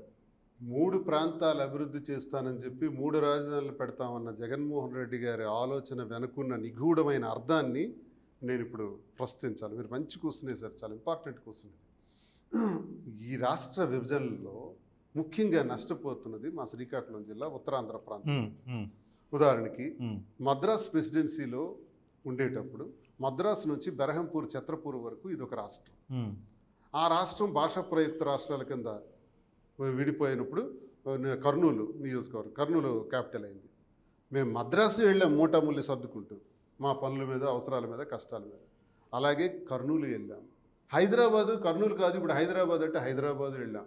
అరేరే హైదరాబాద్ కూడా విడిపోయింది రాష్ట్రం నుంచి, తెలంగాణ నుంచి, మరి ఆంధ్రప్రదేశ్ సపరేట్ అయింది. ఇప్పుడు అమరావతి అంటే అమరావతి కూడా వెళ్తున్నాం. ఎంత అమాయక బ్రతుకులండి మావి, ఎంత హీనక్రియను అనిపిస్తుంది. మీరందరూ ఏమనుకుంటున్నారో, కృష్ణా, గుంటూరు, ప్రకాశం ఇటువైపు వరకు మీరు, లేకపోతే రాయలసీమ ఏమనుకుంటున్నారో, మా బాధ అంతా వేరే, మా ఉత్తరాంధ్ర బాధ అంతా వేరే. మేము ఎవరికి ఊడికం చేయాలి? ఈ రాష్ట్రంలో, ఇప్పుడు విడిపోయిన ఈ రాష్ట్రంలో ఉన్నటువంటి ఒక మెగాసిటీ విశాఖపట్నం. మా ఉత్తరాంధ్ర శ్రమ, మా ఉత్తరాంధ్ర నిధులు, మా ఉత్తరాంధ్ర ప్రాంతంలో ఉండేటటువంటి నిధులను కూడా డైవర్ట్ చేసి మరో రాజధానిని మీరు అభివృద్ధి చేస్తే తప్పకుండా రెండో రాష్ట్రం కోసం పోరాటం స్టార్ట్ అవుతుంది, డౌట్ ఏం లేదు. అందుకే నేను అన్నది ఏంటంటే, జగన్మోహన్ రెడ్డి గారు ప్రాంతాల వారీగా అభివృద్ధి చేయడానికి ఆలోచన చేయాల్సిన అవసరం అందుకే వచ్చిందంటాను. విశాఖపట్నం మరి ప్రజలు మీకు ఆ తీర్పు లేదుగా, ప్రజలు ఎందుకు ఇవ్వలేదు? ప్రజలు సార్, మొన్న వచ్చిన మ్యాండేట్లకి ఇటుకి సంబంధం, చరిత్రలో కొన్ని పనులు మనం చేస్తాం, ఆ పనులకు ప్రజలు అంగీకరించే ఓట్ల ద్వారా, ఓటింగ్ ద్వారా వచ్చే రిజల్ట్ని బట్టి అంచనా వేసుకోవటానికి లేదు. మా ప్రాంతీయుల తాలూకా ఇష్టం ఏంటంటే విశాఖపట్నాన్ని కూడా ప్రత్యేక స్థాయిలో గుర్తింపు ఉండాలి ప్రపంచంలో, పరిపాలనా రాజధాని ఇవ్వడానికి మేము అంగీకరిస్తున్నాం. అక్కడ కూడా ఇప్పుడున్న రాష్ట్రాలు చాలా ప్లాంట్స్ అన్ని తెస్తున్నాయి కదా, చాలా ప్రాజెక్ట్స్ తెస్తున్నాయి కదా. మాకు అక్కడ ముఖ్యమంత్రి ఉండాలి, మా పాలకుడు అక్కడ ఉండాలి, ఉండి పరిపాలన చేయాలి. కర్నూలు న్యాయ రాజధాని అన్నారు, ఎస్. ఇక్కడ శాసన రాజధాని అన్నారు, అమరావతి ఎత్తట్లేదే, రాజధాని వద్దనలేదే, అమరావతే రాజధాని, శాసన రాజధాని అమరావతి. జగన్మోహన్ రెడ్డి గారు 100 సార్లు చెప్తున్నా, 1000 సార్లు చెప్తున్నా అదే, శాసన రాజధాని అమరావతే, పరిపాలనా రాజధాని విశాఖపట్నం. ఢిల్లీ చారిత్రాత్మకమైనటువంటి నగరం. ఢిల్లీ కొన్ని వేల సంవత్సరాల చరిత్రలో ఒక మహా గొప్ప రాజధాని, మహాభారతంలో కూడా రాజధాని అది. ఆ ప్రాంతానికి క్యాపిటల్ అక్కడ ఉంది, పార్లమెంటు అన్నీ ఉండగా ముంబై నగరాన్ని ఎందుకు ఆర్థిక నగరంగా మనం అభివృద్ధి చేసాం? ఎందుకు అందరం ముంబై పరిగెడుతున్నాం? మరి ముంబైకి కూడా ప్రాధాన్యత ఇచ్చారు కదా దేశ స్థాయిలో, మరి ఎందుకు విశాఖపట్నానికి ఇవ్వకూడదు? ఈ రాష్ట్రంలో విశాఖపట్నానికి కూడా ప్రాధాన్యత లేనప్పుడు మేము ప్రత్యేక రాష్ట్రం గురించి పోరాడతాం. మా ప్రత్యేక రాష్ట్రం ఎందుకంటే మా ప్రాంతం కళింగ ప్రాంతం ఒరిస్సాలో మహానది నుంచి రాజమండ్రిలో గోదావరి నది వరకు విస్తరించి ఉన్నట్టు కళింగ ప్రాంతం. ఈ కళింగ ప్రాంతంలో కళింగ రాజులు బలమైనటువంటి రాజులు. ఎంతటి బలమైనటువంటి రాజులు అంటే, మహాభారత యుద్ధం 18 రోజులు జరగబోతున్న సందర్భంలో దుర్యోధన చక్రవర్తి ఒక పిలిపిస్తారు కళింగ రాజులకి, మీరు కూడా యుద్ధంలో మా పక్షాన పోరాడండి అని. అక్కడ స్టార్ట్ అయింది చరిత్ర. ఆ తర్వాత అఖండ భారతంలో మహాసామ్రాజ్యం మగధ సామ్రాజ్యంలో కూడా నందుల వల్ల నాశనమైనటువంటి ఆ మగధ సామ్రాజ్యంలో ఒక్కడ కూడా కళింగుల వైపు కన్నెత్తి చూడలేదు. ఎందుకంటే కళింగులు తీర ప్రాంతవాసులు, నౌకాయానం, బాలి యాత్రలు, ఎగుమతులు దిగుమతులు, వీళ్ళు దిట్ట, చాలా దమ్మున్నటువంటి వాళ్ళు కళింగ ప్రాంతానికి, ఇదంతా కళింగ ప్రాంతం కింద వస్తుంది, మన రాజమండ్రి వరకు. ఒక్క నిమిషం, ఈ ప్రాంతంలోనే అశోకుడు కూడా దండయాత్ర చేశాడు. మౌర్య సామ్రాజ్యం వచ్చింది, మౌర్య సామ్రాజ్యం వచ్చి మగధ సామ్రాజ్యాన్ని అంతమందించి మౌర్య సామ్రాజ్యం వచ్చిన తర్వాత కూడా మరి చంద్రగుప్త మౌర్యుడి దగ్గర నుంచి ఎవ్వరూ మా వైపు కన్నెత్తి చూడలేదు. అశోకుడు దండయాత్ర చేసి, దండయాత్రలో ఆ యుద్ధంలో మహాపూర్లో రక్తం ప్రవాహంలో వెళ్తున్నప్పుడు 80,000 మంది మరణించారు. నా యుద్ధంలో 1,00,000 మంది క్షతగాత్రులయ్యారని శిలాశాసనంలో అశోకుడే రాయించారు.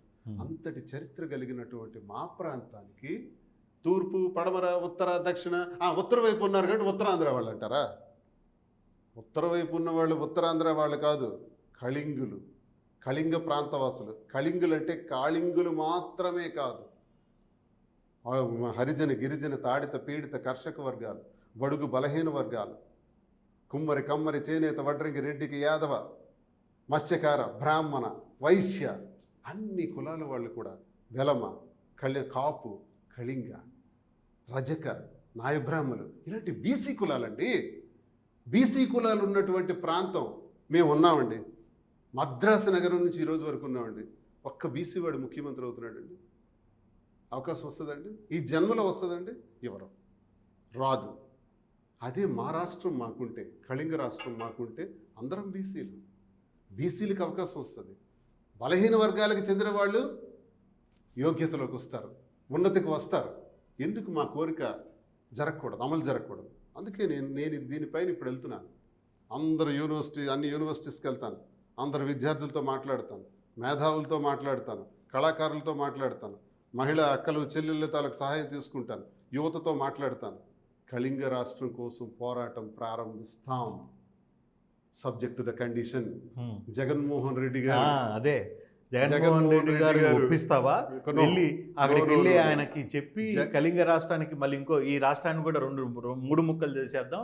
ఒకటి కళింగ రాష్ట్రం తీసుకుందాం, రాయలసీమకు రాయలసీమ రాష్ట్రం ఒకటి ఇచ్చేద్దాం, ఆంధ్ర వాళ్ళు ఎట్లా అమరావతి ఉంది కాబట్టి అది సరిపోతుంది, 3 రాష్ట్రాలకి చేయకూడదాము, 3 రాష్ట్రాలు పబ్లిక్ని ఏకం చేసి. ఇప్పుడు మీరు చేయబోయేది అదే కదా, కళింగ రాష్ట్రాన్ని దగ్గరికి పేరు చెప్పి మీరు అక్కడ ఉన్న యువతనంతా చెడగొట్టబోతున్నారు. రేపు పోయి మీరందరూ రెచ్చగొట్టబోతున్న కార్యక్రమమే కదా మీరు చేయబోతున్నారు. ఇప్పుడు రాయలసీమ కూడా వాదన వస్తుంది, ఆ ప్రాంత వాదన కూడా వస్తుంది, కరెక్టే. ఉత్తరాంధ్రలో కూడా ఈ వాదన వస్తుంది. ఈ వాదనలకు చెక్ పెట్టాలంటే ఏం చేయాలి? జగన్మోహన్ రెడ్డి గారి formula plan A is right, is apt. Jaganmohan Reddy గారు చెప్పినట్టు ఋషికొండ దగ్గర కట్టినటువంటి ఆ నిర్మాణాల్లో ఏం లేదు. ఇప్పుడు మీరు అమరావతి ఈ జన్మ కాదండి, 12 ఏళ్ళైంది మనకి ఇది వచ్చి రాష్ట్ర విభజన జరిగి, మరో 2 పుష్కర కాలాలైనా, మరో 30 సంవత్సరాలైనా అమరావతి నిర్మాణం జరగదు జరగదు జరగదు. 2028కి అమరావతి జరగదు సార్, జరగదు సార్.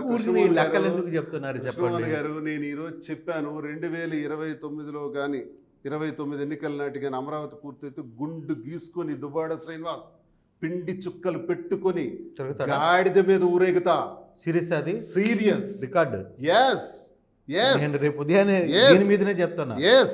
అమరావతి నిర్మాణం 29వ సంవత్సరంలోగా పూర్తి చేయగలిగితే 30 సంవత్సరాలు కనీసం పడుతుందని నేను అంటున్నాను. ఎందుకంటే 29 కాకపోతే దువ్వాడ శ్రీనివాస్ గుండు గుడుచుకొని చుక్కలు పెట్టుకొని గాడిద మీద తిరుగుతారు, అంతే కదా? ఇది నేను గట్టిగా జగన్మోహన్ రెడ్డి గారి తరఫున, జగన్మోహన్ రెడ్డి గారు 3 రాష్ట్రాల గురించి వారు ప్లాన్ ఏదైతే చెప్పారో అది అమలు చేస్తే సులభం. 10,000 కోట్లతో క్లోజ్ అయిపోతుంది. 2 లక్షల కోట్లు, 1,00,000 ఎకరాలు, ఇది జరిగే పరిస్థితి కాదు. స్క్వేర్ ఫీట్కి ఢిల్లీలో 970 కోట్లతో రాజధాని నిర్మాణం, క్యాపిటల్ మన పార్లమెంట్ నిర్మాణం చేశారు. దానికి ఖర్చు అయింది స్క్వేర్ ఫీట్కి 4,000 రూపాయలు. మొన్న కేసీఆర్ గారు కూడా తెలంగాణలో 618 కోట్ల రూపాయలతో రాజధాని నిర్మాణం చేశారు. దానికి ఖర్చు అయింది 3,800 రూపాయలు. చంద్రబాబు నాయుడు అమరావతి నిర్మాణం కోసం 14,000 రూపాయలు స్క్వేర్ ఫీట్ కోసం పెడితే 2 లక్షల కోట్లు, ఎకరాకి 2 లక్షలతో 2 కోట్లు చొప్పున. 2 లక్షల కోట్లు అని ఎవరు చెప్పారు మీకు? మరి చెప్తున్నారు కదా, 2 సార్ ఎకరా ఎవరు చెప్పారు? ఎక్కడైనా చంద్రబాబు నాయుడు చెప్పారండి, ఎకరా 2 లక్షల కోట్లు అవుతుందని చెప్పి ఎకరా. ఇప్పుడు దాకా ఎంత ఖర్చు అయిందో తెలుసా మీకు? ఎకరా డెవలప్మెంట్ చేయడానికి 2 కోట్లు అవసరం అన్నారు. 1,00,000 ఎకరాలు సేకరించారు గత ప్రభుత్వం. మీరు లెక్కలేసుకొని చూడండి, ఆ లెక్కలు వాళ్ళు గవర్నమెంట్ చెప్పిందే సార్, ఖర్చులని- వాళ్ళు ఎట్లండి? చెప్పింది 14 నుంచి 19 వరకు 50,000 ఎకరాలు తెచ్చేది మున్సిపాలిటీకి కూడా పనికిరాదు అన్నారు. ఇప్పుడే మరో 50,000 ఎకరాలు సేకరించేశారు. 1,00,000 ఎకరాలు అన్నారు. అందులో రైతులకి ఇంత భాగం ఇస్తామని చెప్పారు. వాళ్ళు అలో లక్షణాన్ని బాధపడుతున్నారు. ఆ నల్లరేగడి భూమి, నదీ పరివాహక ప్రాంతం, ఆ ప్రాంతంలో రాజధాని నిర్మాణం అసాధ్యం. మీకు ఈరోజు చెప్తున్నా, అక్కడ ఇన్ని 2,00,000 కోట్లు ఖర్చు పెట్టి ఆ రాజధాని, అంటే వాళ్ళు చెప్పిన లెక్కే నేను చెప్తున్నాను. ఎకరా డెవలప్ చేయడానికి 2 కోట్లు అవుతుంది. నేను అడుగుతుంది, 1,00,000 ఎకరాలు అంటే 2,00,000 కోట్లు. ఎక్కడ వాళ్ళు 2,00,000 కోట్లు ఖర్చు అవుతుందని ఎవరైనా, ఒక మంత్రి కావచ్చు, లేకపోతే ఒక అధికారి కావచ్చు, లేకపోతే ముఖ్యమంత్రి స్థాయి దగ్గర నుంచి కింద స్థాయిలో ఎవరైనా దాని గురించి అవునండి. చెప్పారు. ఎకరాకి 2 కోట్లు మీరు లెక్కలేసుకుంటే ఎకరా డెవలప్ చేయడానికి 2 కోట్లు అంటే అట్లా కాదు వాళ్ళే కదా. చెప్పారు కదా, చంద్రబాబు నాయుడు చెప్పారు కదా, అది ఎట్లా అవుతుంది? 2 కోట్లు అవుతుందని చెప్పారు కదా. ఇప్పుడు దాకా 2,00,000 ఇప్పుడు దాకా ఎంత ఖర్చు పెట్టారు? ఏమైంది? 40,000 కోట్లు అయింది అంతే కదా. 40,000 కోట్లు కూడా అంతే. 40,000 కూడా కాదు, 9, అంతకుముందు 9,500, అంత కలిపితే ఒక 20 కోట్లు, 20,000 దగ్గర 20,000 కోట్ల వరకు అయింది. ఏముంది అక్కడ? నల్లరేగడి భూములే కనబడుతున్నాయి. ఏముంది చెప్పండి? 20,000 కోట్లు అయింది. భవిష్యత్తులో కూడా ఎన్నేళ్ళైనా దీనికి కార్యరూపం రాదు. అంటే నేను 2029లో పొరపాటున మీరు మళ్ళీ ఎమ్మెల్యేగా ఎన్నికైతే మీరు చంద్రబాబు కట్టిన ఫ్లాట్స్లోనే ఉండాలి అమరావతిలో, గుర్తుపెట్టుకోండి సార్. 29లో నేను గుండు గీసుకుంటాను అంటున్నాను, ఇది జరగదు అని నేను చెప్తున్నాను. మీరు అంత కంగారు పడిపోయి ఏదో అయిపోద్దని ఊహించేసుకుంటే అది జరగదు సార్. అది ఒక ఇల్లు కట్టడమే అసాధ్యం సార్. 1,000 కోట్లతో ఇల్లు నిర్మాణం పూర్తి చేస్తారా? 3 ఏళ్ళు ఆల్రెడీ ఇది 26వ సంవత్సరం అయిపోతుంది కదా. 27లోకి వచ్చేస్తాం ఇంకా కొద్ది నెలల్లో. ఇది ఎలా పూర్తి చేస్తారో చూస్తాను. ఎందుకు ప్రజలకు మోసం చేస్తారు? స్కీమ్స్ అన్నీ ఫెయిల్యూర్ చేసినారే. ఈరోజు జగన్మోహన్ రెడ్డి గారు వారి ప్రభుత్వ హయాంలో అత్యంత ప్రాధాన్యత ఇచ్చింది ఆరోగ్యానికి. ఈరోజు ఆసుపత్రికి వెళ్ళి నాకు అనారోగ్యం ఉంది, ఆపరేషన్ కోసం వచ్చాను, ఆరోగ్యశ్రీ ద్వారా నాకు చెయ్యండి అంటే, నో, మీకు ఆరోగ్యశ్రీ ద్వారా ఆపరేషన్ జరగదు, డబ్బులు కట్టండి అంటున్నారు ఆసుపత్రుల్లో. ఆరోగ్యశ్రీలో 3,280 రకాల డిసీజుల్ని 80% తీసిపడదు. తీసేయటం వల్ల ఈరోజు ఆరోగ్యశ్రీ చచ్చిపోయింది. అది పక్కన పెట్టండి. ఇకపోతే వ్యవసాయానికి వచ్చినప్పుడు రైతు నడ్డే విరిగిపోయింది. సన్న రకాల ధాన్యం వాడు కొనట్లేదు, ఎరువులు లేవు, విత్తనాలు లేవు, పురుగు మందులు లేవు, రైతు దగ్గరికి వెళ్ళి గిట్టుబాటు ధరలు ఇచ్చేవాడు లేదు, మొక్కజొన్న పంట గిట్టుబాటు ధర లేదు. రైతులు అలో లక్షణ నరక యాతన చూస్తున్నారు. రైతుకి ఏడాది వచ్చేటప్పటికి 50,000, 70,000, ₹1,00,000 జగన్మోహన్ రెడ్డి గారి ద్వారా వివిధ పథకాల ద్వారా అందేది. ఇప్పుడు అవన్నీ లేవే. రైతు ఇబ్బంది పడుతున్నాడే. స్కూల్స్ అన్ని నాశనం అయిపోయినాయి, విద్య సర్వనాశనం అయిపోయింది. ఎక్కడ చూసి ఈ ఫీ రీఎంబర్స్మెంట్ ఈ రోజు వరకు ఇవ్వలేదు. తల్లిదండ్రులు ఈరోజు సూసైడల్ సిచ్యువేషన్ ఉంది. కాలేజీల్లో పిల్లలకు ఇబ్బంది పెడుతున్నారు. ఎవరు కూడా ఫీజులు కట్టుకోలేక నానా అష్టకష్టాలు పడుతున్నారు.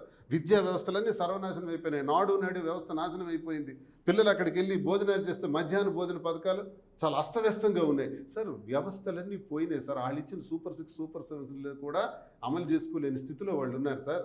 ప్రతి నిరుద్యోగికి కూడా ₹1,500 ఇస్తామన్నారు, ₹3,000 ఇస్తామన్నారు సార్. ప్రతి మహిళకి ₹1,500 ఇస్తామన్నారు సార్. ఏంటి ఇప్పుడు జరుగుతాయి? ఇప్పుడు కళింగ రాష్ట్రం ఏమంటే డబ్బులు లేవు సార్. కళింగ రాష్ట్రానికి దువ్వాడ శ్రీనివాస్ సీరియస్గా దాన్ని టేకప్ ఇది ఈరోజు విత్తనం వేశాను. కళింగ రాష్ట్రం అంటామా, కళింగ సీమ అంటామా, టైటిల్ ఫిక్స్ చేస్తాం. కళింగ ప్రాంతం, అక్కడ విత్తనం వేస్తున్నాను. ఈ విత్తనమే మహావృక్షం కాబోద్ది. నా యుద్ధం ఈ విత్తనంతో ప్రారంభిస్తాం. మాకు ఒకవేళ అమరావతి రాజధాని అంటే కళింగ యుద్ధం ప్రారంభం తప్పదు. కళింగ యుద్ధం గురించి మీకు ఎందుకు చెప్పానో తెలుసా? అశోకుడి మీద దండయాత్ర చేయడానికి చరిత్ర కూడా నడుము బిగించిన ప్రాంతం అది. చరిత్ర సో మా ప్రాంతం గురించి కాదు సార్, మా ప్రాంతం చరిత్ర మనం చదువుకునే దానికి పనికొస్తుంది. ఇప్పుడు అమల్లోకి ఆల్రెడీ పార్లమెంట్ తీసుకోవడానికి కూడా పనికొస్తుంది సార్. ఇప్పుడు అమరావతికి స్ఫూర్తి నేను కాదండంలా. పార్లమెంట్ లో చట్టబద్ధత అయిపోయింది, ఆల్రెడీ క్లియర్ అయిపోయింది. 2028-29 కల్లా రాజధాని కూడా క్లియర్ అవుతుంది. మీరందరూ ఎమ్మెల్యేలు గాను ఎమ్మెల్సీలు గాను మళ్ళీ ఇక్కడ అమరావతిలో కట్టిన బిల్డింగ్స్ లోనే మీరు రావాలి, మీరు స్టే చేయాలి. అప్పుడు కూడా మీరు ఆ రోజు నిజంగానే మీరు అమరావతి పూర్తి అయితే గుండు కొట్టించుకుని కృష్ణమోహన్ దగ్గరికి వస్తాను. అదే నేను చెప్తున్నాను కదా, రెడీ చేయండి. సరే, ఈ అంబేద్కర్ విగ్రహం ఎదురుగా అట్లే ఆఫీస్ ఎదురుకుంటానే అట్లే తిరుగుతా. వాళ్ళు కడితే నేను చాలా సవాల్ చేస్తున్నా. కట్టలేరు. కాదు, అది మరో 2 పుష్కర కాలాలైనా కాదు. ఎందుకు అంటే గొంతమ్మ కోర్కెలు వాళ్ళు వేస్తున్న ఎస్టిమేషన్స్ ద్వారానే అది పూర్తి కాదండి అని అంటున్నాను. ఆ లెక్కలు కరెక్ట్ కాదంటున్నాను. ఎందుకండి 20,000 కోట్లు అని మీరు చెప్తున్నారు కదా సార్, ఇప్పటికి శాంక్షన్ అయిందని? అంత అవసరమా? 900 కోట్లతో కేంద్ర ప్రభుత్వం కట్టేసింది కదా పార్లమెంట్ ఢిల్లీలో 4000 కోట్ల స్క్వేర్ ఫీట్కి. 618 కోట్లతో ఆయన కట్టేసినారు కదా కేసీఆర్ గారు తెలంగాణలో. వీళ్ళ కిందకి 20,000 కోట్లు, 20,000 కోట్లకి ఇంకా నల్లరేగడి భూమే కనబడుతుంది. ఇంకా మీరు 29 కల్లా అమరావతి అయిపోతుంది అంటున్నారు. ఏ లెక్కల్లో చెప్తున్నారు సార్? జరగదు. మరొక ఈ రెండు పుష్కర కాలాలైనా జరగదు సార్. అందుకే మేము అంటున్నాం 3 ప్రాంతాలు అభివృద్ధి చేయండి. విశాఖపట్నానికి పరిపాలనా కేంద్రం కింద జగన్మోహన్ రెడ్డి గారు పెట్టారు. ఆల్రెడీ ఆఫీసులు కట్టేశారు. ఆయన ఏం సొంతానికి కట్టుకోలేదు, మన కోసం కట్టారు. మీకోసం, నా కోసం, ప్రజల కోసం కట్టారు. అక్కడ వెళ్ళి కూర్చోండి, ప్రారంభించండి. బ్రహ్మాండం, మేము ఒప్పుకుంటాం, ఏ ప్రాబ్లం లేదు. అప్పుడు ఏ కళింగ ప్రాంతం రాదు, వాదన రాదు. మా ప్రాంతంలో మాకు ఉంది పరిపాలనా రాజధాని, మాకు ముఖ్యమంత్రి వచ్చి కూర్చుంటున్నారు, చాలు. అప్పుడు ప్రాంతీయ భావమే రాదు. ఇదే అమరావతిలో కొనసాగితే నేడు కాకపోతే రేపైనా సరే ప్రాంతీయ వాదన రావడం ఖాయం. అంటే మీరు ఇప్పుడు పార్టీ కూడా, అంటే ప్రభుత్వాలు కూడా, ఇప్పుడున్న అధికారంలో ఉన్న పార్టీ కూడా ఒకటే చెప్పేది ఏంటంటే, మీరు ప్రాంతాలని విద్వేషిస్తారు, ప్రాంతాల్లో అక్కడ జనాల్ని రెచ్చగొడతారు, ఇటువంటి వాదనలు తీసుకుని వచ్చే ప్రయత్నం చేస్తారు. మళ్ళీ అంటే ఒక రాష్ట్రం ప్రశాంతంగా ఉండాలి అనే యాక్సెప్ట్ మీకు నచ్చదు. మీరు ఈ ప్రయత్నం వెనక నుంచి జరుగుతుందనే ఇప్పుడు వాళ్ళు మేమేజ్ చేస్తున్న తీవ్రమైన విమర్శ. మా నిధులు ఎందుకు డైవర్ట్ చేస్తున్నారు? మా ఉత్తరాంధ్ర నిధులు ఎందుకు డైవర్ట్ అవుతున్నాయి? మా విశాఖపట్నం నుంచి, పోర్టు నుంచి, వివిధ పారిశ్రామికంగా అభివృద్ధి అయిన ప్రాంతం నుంచి వచ్చే నిధుల్ని కొంత శాతం ఈ క్యాపిటల్ నిర్మాణంలో వాడుతున్నారు కదా. ఎవడిచ్చాడు ఈ హక్కు? మా ప్రాంతం నిధులు మద్రాసుకి వాడారు, కర్నూలుకి వాడారు, హైదరాబాద్కి వాడారు, అమరావతికి వాడతారు. మేము కూలి బతుకులు బ్రతకాలి. మద్రాసు వెళ్ళి కూలీలుగా బ్రతకాలి, నెల్లూరు వెళ్ళి కూలి పనులు చేసుకోవాలి, హైదరాబాద్ వెళ్ళి కూలి పనులు చేసుకోవాలి మా ప్రజలు. మా వెనుకబడిన కులానికి చెందినవాడు ముఖ్యమంత్రి కాడు. ఎప్పుడైనా ఆంధ్రప్రదేశ్లో అయ్యే అవకాశం ఉందా? మాకు సపరేట్ స్టేట్ వస్తేనే అవకాశం వస్తుంది. మా బలహీన వర్గాలు అవ్వాలి, వెనుకబడిన వర్గాలు అవ్వాలి, అది మేము కోరుకుంటున్నాం. కోరుకున్న దానిలో మా ప్రాంతాన్ని అభివృద్ధి చేయండి, లేదా ప్రత్యేక రాష్ట్రానికి పోరాటానికైనా మేము సన్నద్ధం తప్పదు అని తెలియజేస్తున్నాం. అభివృద్ధి చేయండి, విశాఖపట్నాన్ని పరిపాలనా కేంద్రం కింద పెట్టండి. కానీ ఇప్పుడు మొన్న మీరు జరిగిన ఈ కళింగ వేదిక, ఐక్య వేదికలో మీ కళింగంలోనే 2 ఉన్నాయి కదా, బీసీ, బీకే అని ఏదో 2 అండర్ క్యాస్ట్లు ఉన్నాయి కదా, వాళ్ళనే మీరు ఏకం చేసుకోలేకపోతున్నారు కదా. అందరూ ఒకటే. ఇదే మీ వాదన, ఇదే ఈ కిలాడీలు తెచ్చిన వాదన ఇది. అదే సార్, ఆ కిలాడీలు హైదరాబాద్ వచ్చేసి ముఖ్యమంత్రుల దగ్గర, పార్టీ అధ్యక్షుల దగ్గర, మంత్రుల దగ్గర, మీలాంటి స్టేట్ లెవెల్ పాత్రికేయుల దగ్గర వాళ్ళకి పడదు, వాళ్ళు దెబ్బలు ఆడుకుంటారంట కాదా. మేమందరం ఒకటే. అంతకుముందు ఒకటేగా ఉన్నారు, ఎప్పుడు ఒకటే. మేము పెళ్ళిళ్ళు చేసుకుంటాం, ఒకటిగా ఉంటే అన్ని ఓట్ల సామాజిక వర్గంగా బలంగా ఉన్న వ్యక్తి, లేకపోతే ఓట్లు అత్యధికంగా ఉండి మీరు ఎందుకు ఓడిపోతున్నారు? అది ప్రక్షాళన కార్యక్రమం ఇప్పుడు జరుగుతుంది. అరే, ఇంత శాతం ఓట్ బ్యాంక్ ఉండి మనం ఓడిపోవడం ఏంటి? నేను ఎంపీకి 3,000తో ఓడిపోవడం ఏంటి? అసలు నేనే 50-60,000తో గెలవాలి కదా. దానికి కారణం ఏంటి? వీళ్ళు చేస్తున్న హోల్స్, వీళ్ళు చేస్తున్నటువంటి చిల్లులు పెడుతున్నారే, ఈ దుర్మార్గులు, ఈ కిలాడీలు ఉన్నారే, ఈ కిలాడీలను పక్కన తప్పిస్తే ఎవడైనా బాగుపడతాడు. జిల్లాలో ఏ కులమైనా బాగుపడుతుంది. అది కాళింగ్ కులమైన అక్కర్లా, కాపులు బాగుపడతారు, అందరూ రెడ్లు, యాదవులు అందరూ బాగుపడతారు. ప్రతి కుల హరిజన, తాడిత పీడిత కర్షక వర్గాలు అందరూ బాగుపడతారు. వీళ్ళే మాకు అడ్డు. వీళ్ళని ముందు మేము టార్గెట్ చేయాలి. మరి అదే కాపు సామాజిక వర్గం మిమ్మల్ని ఎందుకు వ్యతిరేకిస్తుంది అక్కడ? నో, ఎప్పుడు కాపు నియోజకవర్గాల్లో మాకు బ్రహ్మాండంగా ఓటింగ్ వచ్చింది. వైసీపీ నుంచి నేను ఎంపీగా పోటీ చేసేటప్పుడు వచ్చింది. అందరూ ఎప్పుడు వచ్చింది సార్ మాలో ఎప్పుడు.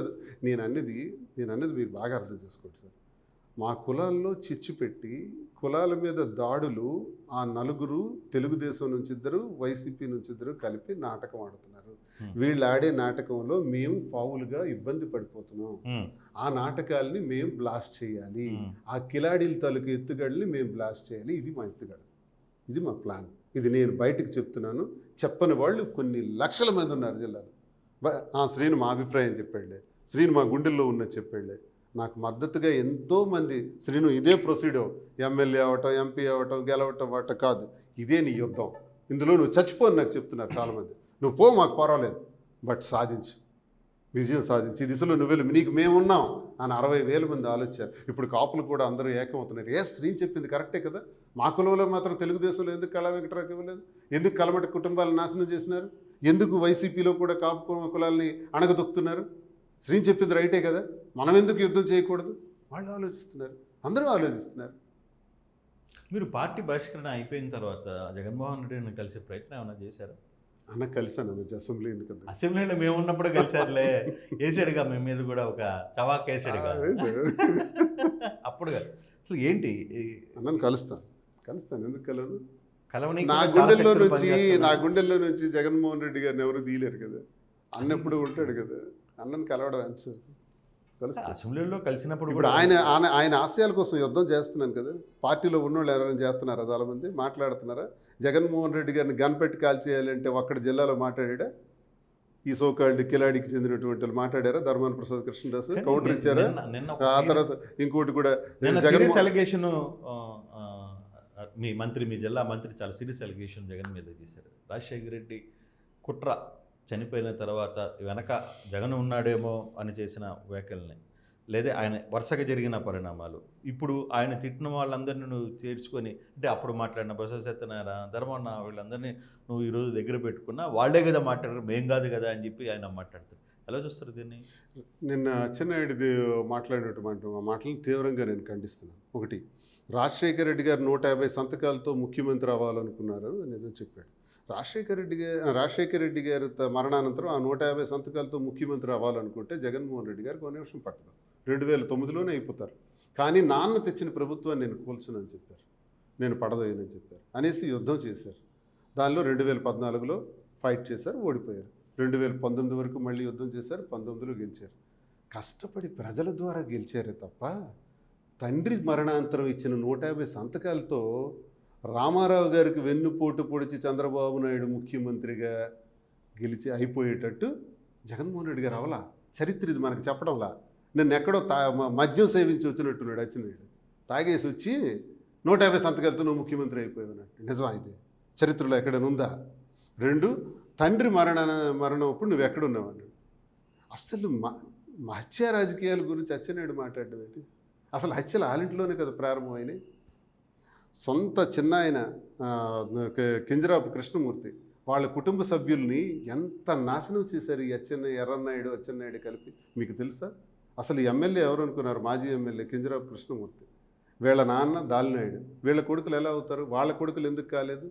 వాళ్ళ కొడుకుల్లో ఒక డిఎస్పీగా ఉన్నారు, ఒక కొడుకునేమో ఎమ్మెల్యే టికెట్ వస్తే నరసన్నపేటలో ఒక లాడ్జ్లో బంధించేసి నామినేషన్ ఈయనివ్వకుండా ఎర్రన్నాయుడు 89వ సంవత్సరం నామినేషన్ వేశాడు. ఇది చరిత్ర తెలిసిన చాలామందికి.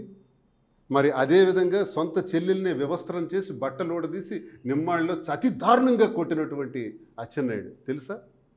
సొంత సోదరుడు రామ్మోహన్ రావు, వాడికి బుజ్జి అంటాం, నడి రోడ్డు మీద నిమ్మాళ్ళలో చంపేసినారు తెలుసా ప్రజలకి? మా ప్రజలకు తెలుసు. వీళ్ళు వచ్చి కబుర్లు చెప్తారు హత్య రాజకీయాలు. సర్పంచ్గా నామినేషన్ వేయడానికి వెళ్ళిన వాళ్ళు 3గురిని హతమార్చారు. 7వ వ్యక్తిగా నేను దగ్గరుండి వెళ్ళి నామినేషన్ వేశాను అప్పన్నను. ఈరోజు అప్పన్నను గ్రామాల్లో కూడా అడుగు పెట్టకుండా చేస్తున్నారు. హత్య రాజకీయాలు వాళ్ళవి. కోన రామారావు అనే వ్యక్తికి పోలాకి దగ్గర ఎన్నికలు అవుతుంటే 94 సంవత్సరం ఎన్నికల్లో సాయంత్రం 4:30 నిమిషాలకి ఇదే అచ్చెన్నాయుడు హత్య చేశాడు, చంపాడు. ఇదే అచ్చెన్నాయుడిని ఆ పిన్నింటిపేటలో కొట్టి కొట్టి కొట్టి కొట్టి బురదలో తొక్కి మూత్రం పోశారు అక్కడ ఉన్నటువంటి ప్రజలు. ఇది ఒక్క నిమిషం, ఇది మా ప్రజలకు తెలుసు, రాష్ట్ర ప్రజలకు తెలియకపోవచ్చు. హత్య రాజకీయాలు, రౌడీ రాజకీయాలు, గూండా రాజకీయాలు. నీకు ఒక కానిస్టేబుల్ని కొట్టాడు, సూర్యారావు అనే కానిస్టేబుల్ని ఎన్నికల్లో కొడితే సూర్యారావు కానిస్టేబుల్ పెట్టిన కేసుకి అచ్చెన్నాయుడికి శిక్ష పడ్డది నరసన్నపేట కోర్టులో. ఇవన్నీ చరిత్రలో ఆధారాలు ఇవి. ఆధారాల ప్రకారం నేను మాట్లాడుతున్నా అచ్చెన్నాయుడు గురించి. ఏ ఆధారం ఉంది నువ్వు రాజశేఖర రెడ్డి గారి గురించి? రాజశేఖర రెడ్డి గారు ఒక్క నిమిషం, ఇన్ని ఆధారాలు మీ దగ్గర ఉన్నాయనుకో, చరిత్ర అని చెప్తున్నాను, ఆధారాలు ఉన్నాయి. మరి 2019లో మీరు అధికారంలో ఉన్నారు కదా, మరి మీరు ఎందుకు యాక్షన్ తీసుకోలేకపోయారు దేనిపైన? ఈ కేసుల మీద, అన్నిటి మీద కూడా. సార్ ఇప్పుడు ఈ కేసులన్నీ గడిచిన కాలంలో 2010వ సంవత్సరానికి ముందు జరిగినవి. ఇవన్నీ కూడా 99లోను 94లోను. ఆ రోజు ఇంటర్నెట్ లేదు, ఎఫ్ఐఆర్ పేపర్తో రాయడం, మళ్ళీ ఎఫ్ఐఆర్ చింపేయడం. బుజ్జి హత్య జరిగింది కానీ అందులో ముద్దాయి ఎర్రన్నాయుడు తెలిసిన చాలామందికి. నరసన్నపేట కేసులో కూడా అచ్చెన్నాయుడు ముద్దాయి, ఆయనకి శిక్ష పడ్డది తెలిసిన ఇది ఎవరికైనా? అప్పుడు ఇంత ఇంటర్నెట్ లేదు, ఇంత టెక్నాలజీ లేదు, లేని కాలంలో జరిగిపోయినవి ఈరోజు. కానీ అంటే నేను ఇదంతా ఎందుకు చెప్తున్నాను సార్, యాక్షన్ తీసుకోవటానికి కాదు, గత చరిత్రలో వీళ్ళ రక్త చరిత్ర చెప్తున్నాను. జగన్మోహన్ రెడ్డి గారి మీద నువ్వు చేసినటువంటి కామెంట్కి, రాజశేఖర రెడ్డి గారి మరణానికి జగన్మోహన్ రెడ్డి గారికి లింకప్ చేసి నువ్వు మాట్లాడుతుంటే చాలామంది మా జిల్లాలో కూడా అనుకుంటారు ఎర్రన్నాయుడు మరణం వెనక అచ్చెన్నాయుడు హస్తం ఉందని. ఎందుకంటే ఎప్పుడు ఎర్రన్నాయుడు ఒక మాట అనేవాడు, అచ్చెన్నాయుడు ఒక మాట అనేవాడు, అన్నయ్య వల్ల నాకు ఏమీ అవ్వట్లేదురా, అన్నయ్య ఇబ్బంది పెడుతున్నాడురా, అన్నయ్య నన్ను ఆర్థికంగా కూడా అభివృద్ధి చేయలేదురా, ఆర్థికంగా కూడా చాలా ఇబ్బందుల్లో ఉన్నానురా, రాజకీయంగా కూడా అవకాశాలు రావట్లేదురా, అన్నయ్య మరి నాకు అవకాశం రానివ్వడరా అని ఎన్నిసార్లు మనోవేదన అచ్చెన్నాయుడు ఎక్స్ప్రెస్ చేయలేదా? దమ్ముంటే దేవుడి మీద ప్రమాణం చేయగలడా ఈ మాట నేను అనలేదని, అన్నయ్య మీద విమర్శలు చేయలేదని ప్రమాణం చేయగలడా? అన్నయ్య మరణానంతరం వదిన గారిది టిక్కెట్, విజయమ్మ గారిది, టీవీ బద్దలు కొట్టేలేదా? ఇంట్లో పెద్ద గొడవలు చేయలేదా? రద్దంతం చేయలేదా? అప్పుడు ఈయనకి టికెట్ అని కన్సిడర్ చేసిన తర్వాత కుటుంబ సభ్యులు మళ్ళీ పాపం ఆవిడ వెనక్కి తగ్గిపోయిన తర్వాత ఇతనికి సీట్ వచ్చింది. ఇదంతా చరిత్ర, జరిగిన చరిత్ర అండి, సాక్ష్యాధారాలు ఉన్నాయండి. మీరు ఊర్లో వచ్చే అడిగితే ఏ రైతైనా చెప్తాడండి, ఏ సామాన్యుడైనా చెప్తాడండి. ఇంత రక్త చరిత్ర కలిగిన వాడు జగన్మోహన్ రెడ్డి గారి గురించి మాట్లాడతారా? మేము అంటాం ఎర్రన్నాయుడు మరణం వరకు నువ్వు ఇలాంటి మాట్లాడావు కాబట్టి, ఆయన మరణించిన తర్వాతే నీకు లైఫ్ వచ్చిందని, ఆయన మరణించిన తర్వాతే నీకు లైఫ్ వస్తుందని నువ్వు అనుకోవటం వల్లే ఈ హత్యలో ఏమైనా నీవి హ్యాండ్ ఉంటుందేమో. Why don't we think? ఎందుకు మనం ఆ రకంగా ఆ కోణంలో ఆలోచించకూడదు? ఆ తర్వాత నువ్వు మంత్రి ఎర్రన్నాయుడు ఉంటే నువ్వు కావన్నది నువ్వు అన్నమాట నిజమే కదా, ఇప్పుడు జరిగింది కదా, మేమెందుకు అలా అనకూడదు? నోరు మూసుకుని ఉండు, లిమిట్స్లో ఉండు. గట్టిగా మొన్న చంద్రబాబు నాయుడు వార్నింగ్ ఇచ్చాడు అందరికీ. అసలు ఈ మాటలకి అర్థం ఏంటో తెలుసు సార్, ఒక 4 days బ్యాక్ చంద్రబాబు నాయుడు అందరు కూర్చోబెట్టి వార్నింగ్ ఇచ్చి అచ్చెన్నాయుడికి వార్నింగ్ ఇచ్చాడు. నువ్వు కౌంటర్స్ లేవు, పోర్ట్ గురించి కౌంటర్స్ లేవు, నువ్వేది మాట్లాడడం లేదు, సరిగ్గా పని చేయట్లేదు, నీకు డబ్బు సంపాదన ఎక్కువైపోయింది, రోజు 1-2 కోట్ల రూపాయలు సంపాదించేది నీకు నిద్రపట్టం అంటున్నారు. ఇసుకలో దోపిడీ, గ్రానైట్లో దోపిడీ, రైస్ మిల్లర్స్ దగ్గర దోపిడీ, గోడౌన్స్ దగ్గర దోపిడీ, ఎక్కడ చూస్తే దోపిడీ అని ఇదంతా ఉంది అని తిట్టారు. నువ్వు రెస్పాండ్ అవ్వట్లేదు మీడియా పరంగా కూడా అన్నారు. అందుకే ఇప్పుడు మీడియా ముందు వచ్చేసి నోటుకొచ్చిన మాట్లాడేసి వైఎస్ఆర్ మరణానికి జగన్మోహన్ రెడ్డి గారికి లింక్ పెట్టేస్తే నువ్వు లీడర్ అయిపోతావు అనుకున్నావు, లేదు నువ్వు మాట్లాడేసింది స్టేట్మెంట్ కింద కన్సిడర్ చేస్తారనుకుంటున్నావా? ఇక నుంచి నేను మాట్లాడతా, ఆ మాటలకు అర్థం ఏంటి? ఇక నుంచి గట్టిగా కౌంటర్ ఇస్తా. అంతకు ముందు రోజు చంద్రబాబు నాయుడు ఇచ్చిన వార్నింగ్కి ఇవన్నీ మాట్లాడినప్పుడు ఒళ్ళు దగ్గర పెట్టుకో. నువ్వేదో జగన్మోహన్ రెడ్డి గారి గురించో రాజశేఖర రెడ్డి గారి గురించో మాట్లాడి ఇష్టానుసారంగా పేల్తామంటే నేను ఈ చరిత్రను తిప్పేయాల్సి వస్తుంది. ఇప్పుడు నేను మాటలే చెప్పాను.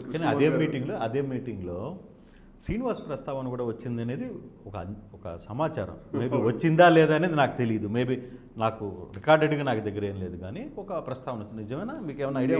నేను నాకు ఇచ్చిన సమాచారం ఇచ్చిన వ్యక్తులే నాకు విషయం చెప్పారు. ఈరోజు అచ్చెన్నాయుడు గట్టిగా వాయింపైంది చంద్రబాబు నాయుడు గారు. అందులో మీరు ఎక్కువగా స్టేట్మెంట్స్ ఇస్తున్నారు పోర్టు మీద కానీ ఎన్ని విషయాలు కదా, మీది లక్షల్లోకి వ్యూస్ వెళ్ళిపోతున్నాయి, ఈ వ్యూస్ మీద కౌంటర్స్ లేవన్నది పర్టికులర్గా మీ నేమ్ కూడా మెన్షన్ చేసి అన్నారంటే చెప్పారు. సరే దాని నిజమాబద్ధం నాకు తెలియదు, అది నిజానికి జరిగిన దాని మీద ఆయన ఈ కౌంటర్స్ అని చేస్తున్నాడు, ఇలాంటి తప్పుడు ప్రచారాలు చేస్తున్నాడు. అదే నేను అచ్చెన్నాయుడు అంటున్నాను, నీ డ్యూటీ నువ్వు చేసుకోకుండా ఊరికే హత్య రాజకీయాలని లేనిపోరి మాట్లాడితే, ఇప్పుడు మీరు అడిగారు ఇన్ని ఆధారాలు ఉన్నాయా, కేసులు ఎందుకు పెట్టలేదు, అంతేగా కదా, ఈ ఆధారాలన్నీ తీసేస్తాం, ఇంకా ఆధారాలన్నీ బయట పెడతాను, మా గవర్నమెంట్ వస్తుంది కదా, కేసులు కూడా పెడతాం. అంతకుముందు చేయలేదు కదా 2019లో. మీకు 2019లో వచ్చిన అవకాశంలో మీరేం చేయలేకపోయారు కదా. అదే మా మంచితనం కదా, మా నాయకుడు మంచితనం అదే కదా. ఎవరికి అలా అలా ఊహించరు కదా ఆయన, ఈయన హింసించాలి అతను. అవునండి, ఏ రాష్ట్ర ముఖ్యమంత్రి హింసించలేదా? ఏ రాష్ట్ర ముఖ్యమంత్రి హింసించలేదా? అచ్చెన్నాయుడు ఎవరు హింసించారు? మీ పోలీసులు మీ గవర్నమెంట్లో హింసించలేదు. సంబంధం ఏంటి? ఈఎస్ఐ కేసులో దొరికి జైల్లోకి వెళ్ళాడు, నిమ్మాళ్ళలోని అప్పనకి నా మీద దాడి చేసి జైల్లోకి వెళ్ళాడు. దానికి సంబంధం ఏంటి? జగన్మోహన్ రెడ్డి గారికి సంబంధం ఏంటి? మా మీద దాడి చేసిన విజువల్స్ లేవా? చట్టం తన పని తాను చేసుకునింది. సార్ ఇప్పుడు నిజంగా జగన్మోహన్ రెడ్డి గారే కక్ష సాధింపులకు వెళ్తే ఆయన ప్రతి మీటింగ్లో అనేవారు, నేను ఇచ్చిన ప్రభుత్వ పథకాలు నా శత్రువు అయినా సరే అందాలి, నాకు తిట్టేవాడైనా సరే వాళ్ళ ఇంటికి తీసుకెళ్లి పథకాన్ని ఇవ్వండి అని అన్నారే తప్ప వైసీపీ వాళ్ళకే పథకాలు ఇవ్వండి టీడీపీ వాళ్ళకి ఇవ్వద్దు అని అనలా. అది జగన్మోహన్ రెడ్డి అంటే. అందుకే ఈరోజు రాష్ట్ర ప్రజలు ఎందుకురా ఆ పిల్లోడిని మనం ఓడించుకున్నాం, ఆ జగన్మోహన్ రెడ్డి ఉండుంటే నా మనవడు, నా కొడుకు, నా తమ్ముడు, ఆ, అతను ఉండుంటే ఎంత బాగుండండి ప్రజలు ఆలోచిస్తున్నారు. మళ్ళీ ఆ మంచి రోజులు వస్తాయి. టెక్కిలి నియోజకవర్గంలో మీ సామాజిక వర్గం మొత్తం ఏకతాటి మీదకి వచ్చింది. వస్తుంది విప్లవం వస్తుంది, ఎందుకు రాదు? చూస్తారు కదా మీరు. ఇప్పుడు జరగబోయే ఎన్నికలు శ్రీకాకుళంలో పార్టీల పరంగా కాదు, కులాల పరంగా జరుగుతాయి. అంటే అంత విచ్ఛిన్నం చేశారు అక్కడ. నేను చేయలే, ప్రజల ఆలోచన. నేనెందుకు చేస్తాను? ప్రజలు నేను ఒక మాటకి 60,000 మంది వచ్చారంటే 60,000 మందిని నేను మోటివేట్ చేసేయగలనా? 6గురిని చేయడం గొప్ప, కానీ అంతమంది వచ్చారంటే దే మోటివేటెడ్. వాళ్ళకు ఆలోచన వైపు మోటివేట్ అవుతున్నారు ప్రజలు. ఇది మీరు చూస్తారు రేపు ఎన్నికల్లో శ్రీకాకుళం జిల్లాలో ఖచ్చితంగా ఇది జరగబోతుంది. ఈసారి ఎమ్మెల్యేగానా ఎంపీగానా ఏ పార్టీ నుంచి పోటీ చేయబోతున్నారు ఏంటి? డీలిమిటేషన్స్ ఉన్నాయి కదా, ఇవన్నీ అయిన తర్వాత 28 కల్లా ఒక చిత్రం వస్తుంది, గెజిట్ రిలీజ్ అవుద్ది. అప్పుడు ఎవడి బ్రతికేటో, మహిళా రిజర్వేషన్లు ఎన్నో, ఎస్సీలు ఎన్నో, ఎస్టీలు ఎన్నో, ఎక్కడ బీసీలో ఏం చేయాలో ఎవడి తలరాతలు ఎవరికి తెలియదు. ఫైనల్ గెజిట్ రిలీజ్ అయిన వరకు we have to wait and watch. మీ ఇన్ఛార్జ్ ఉన్నాడు కదా, అతని పేరు తిలకే కదా, అతను ఏంటి మీకు అతనికి ఏంటి గొడవ ఏంటి? గొడవలు ఏముంటాయి సార్? గొడవలు ఏముండవు సార్, వ్యక్తిగతంగా ఏమి ఉండదు సార్, సిద్ధాంతపరంగా ఉంటుంది సార్. సిద్ధాంతపరమైన గొడవే. అదే తిలక్ వాణి గారికి సపోర్ట్ చేస్తున్నారు, మీ మిస్సెస్కి అని ఏమన్నా మీకేమన్నా మిస్సెస్కి టికెట్ ఇవ్వమని నేనే కదా చెప్పాను. మీరు చెప్పారు, అది తెలుసు. సపోర్ట్ చేస్తే నాకు వచ్చిన సమస్య ఏంటి? నేను సపోర్ట్ చేస్తే ఇబ్బంది ఏముంది? వాణి ఏమైనా మాకు ఇది ఆవిడ బాగుండడం కావాలి, బాగుండాలని నేను సమకూర్చి కూడా పెట్టాం కదా. అలా ఖచ్చితంగా వీడెవడు సపోర్ట్ చేయడానికి అవసరమే లేదు. కాకపోతే నా ఫైట్ ఏంటంటే, ఈ కిలాడీలతో చేయి కలిపి నువ్వు రాజకీయం చేస్తే నువ్వు స్పష్టంగా చేయలేవు. నువ్వు ఎమ్మెల్యేగా పోటీ చేయాలనుకున్నప్పుడు నీ వ్యక్తిగత హోదాతో నువ్వు పనిచేయవు. తప్పకుండా జగన్మోహన్ రెడ్డి గారి ఆశయాలని పరిరక్షించిన వాళ్ళు అవుతాం. ఈ కిలాడీలతో చేతులు కలిపి ట్రాన్స్ఫర్స్ అవసరమైతే వాళ్ళతో చేయించుకొని లోపల అడ్జస్ట్మెంట్స్ చేసుకొని రాత్రి మాట్లాడుకొని పగలు తిట్టుకునే రాజకీయాలు దయచేసి వద్దు. అది నా విధానానికి వ్యతిరేకం. దాన్ని నేను వ్యతిరేకిస్తున్నాను అభ్యర్థిని. అంతేగాని వ్యక్తిగతంగా మాకే ఉండవు. ఎవరికి సపోర్ట్ చేస్తారు, ఎవరు చేస్తే వస్తుందా మనకు ఆ సపోర్ట్లు గిఫ్ట్లు నేను ఆలోచించను. నేను సిద్ధాంతపరంగా ఆలోచించే దీన్ని గట్టిగా మాట్లాడతాను. సో రాజకీయాల్లో కంటే వ్యాపారం రంగంలోకి ఇప్పుడు కొంచెం స్పీడ్గా వెళ్తున్నారు కదా, వ్యాపారం బాగుందా, రాజకీయాలు బాగుంది? సార్ వ్యాపారం ఎప్పుడూ నాకుంది సార్. ఎక్స్పోర్ట్స్లో గ్రానైట్స్లో నా 25 సంవత్సరాలు సార్. ప్రపంచంలోనే ఒక famous colour icon brown colour గ్రానైట్కి నేను ఓనర్గా ఒరిస్సాలో చేశాను సార్. అలాగే బ్లూ గ్రానైట్స్ కూడా చాలా ఎక్స్పోర్ట్స్ చేశాను సార్. ఫ్యాక్టరీ కూడా ఉన్నాయి. ఇవన్నీ నాకు ఒక వ్యాపారం అన్నది నా జీవితంలో ఎప్పుడూ ఉండనే ఉంది. ఇప్పుడు టెక్స్టైల్స్లోకి వచ్చాను సార్. టెక్స్టైల్స్ కూడా బాగా సక్సెస్ అయ్యాయి సార్. బ్రాంచెస్ కింద ఎక్స్పాన్షన్ పెరుగుతుంది కదా, పెరుగుతున్నాం. ఒకళా సిల్క్స్ పేరుతో, కాంచీపురం ఒకళా సిల్క్స్ పేరుతో నేను మాదిరి కష్టపడి అవి పికప్ చేస్తున్నాను సార్. రాజకీయం వేరు, వ్యాపారం వేరు. వ్యాపారం అనేది నాకు ప్యాషన్, ఏదైనా చేస్తుంటాను. వ్యాపారంలో నేను నిత్యం ఇంకా గోల్డ్ అండ్ డైమండ్స్ కూడా పెడదాం అనుకుంటున్నాను. ఎక్స్పాన్షన్ చేసుకుంటూ వెళ్తాను.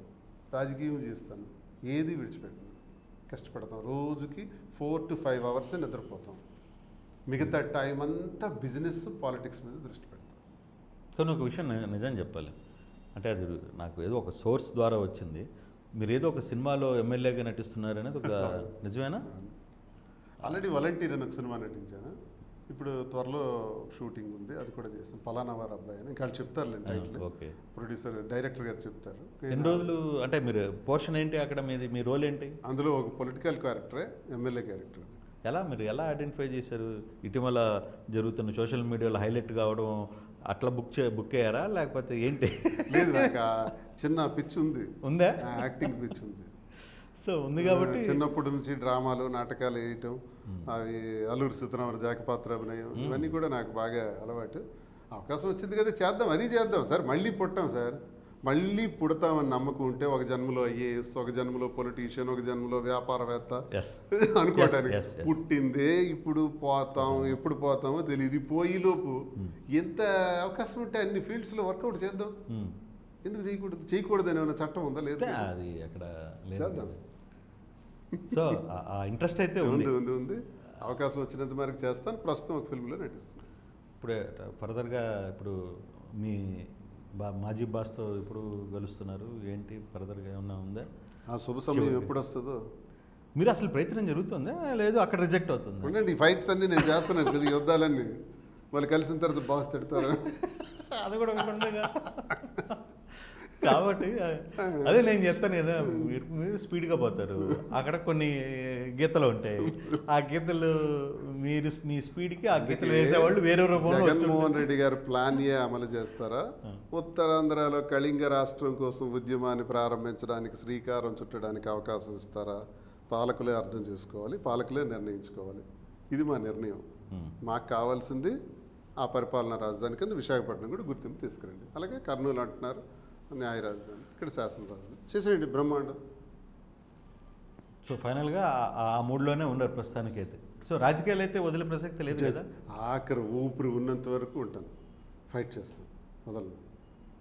రైట్ అండి, all the best, all the best, thank you.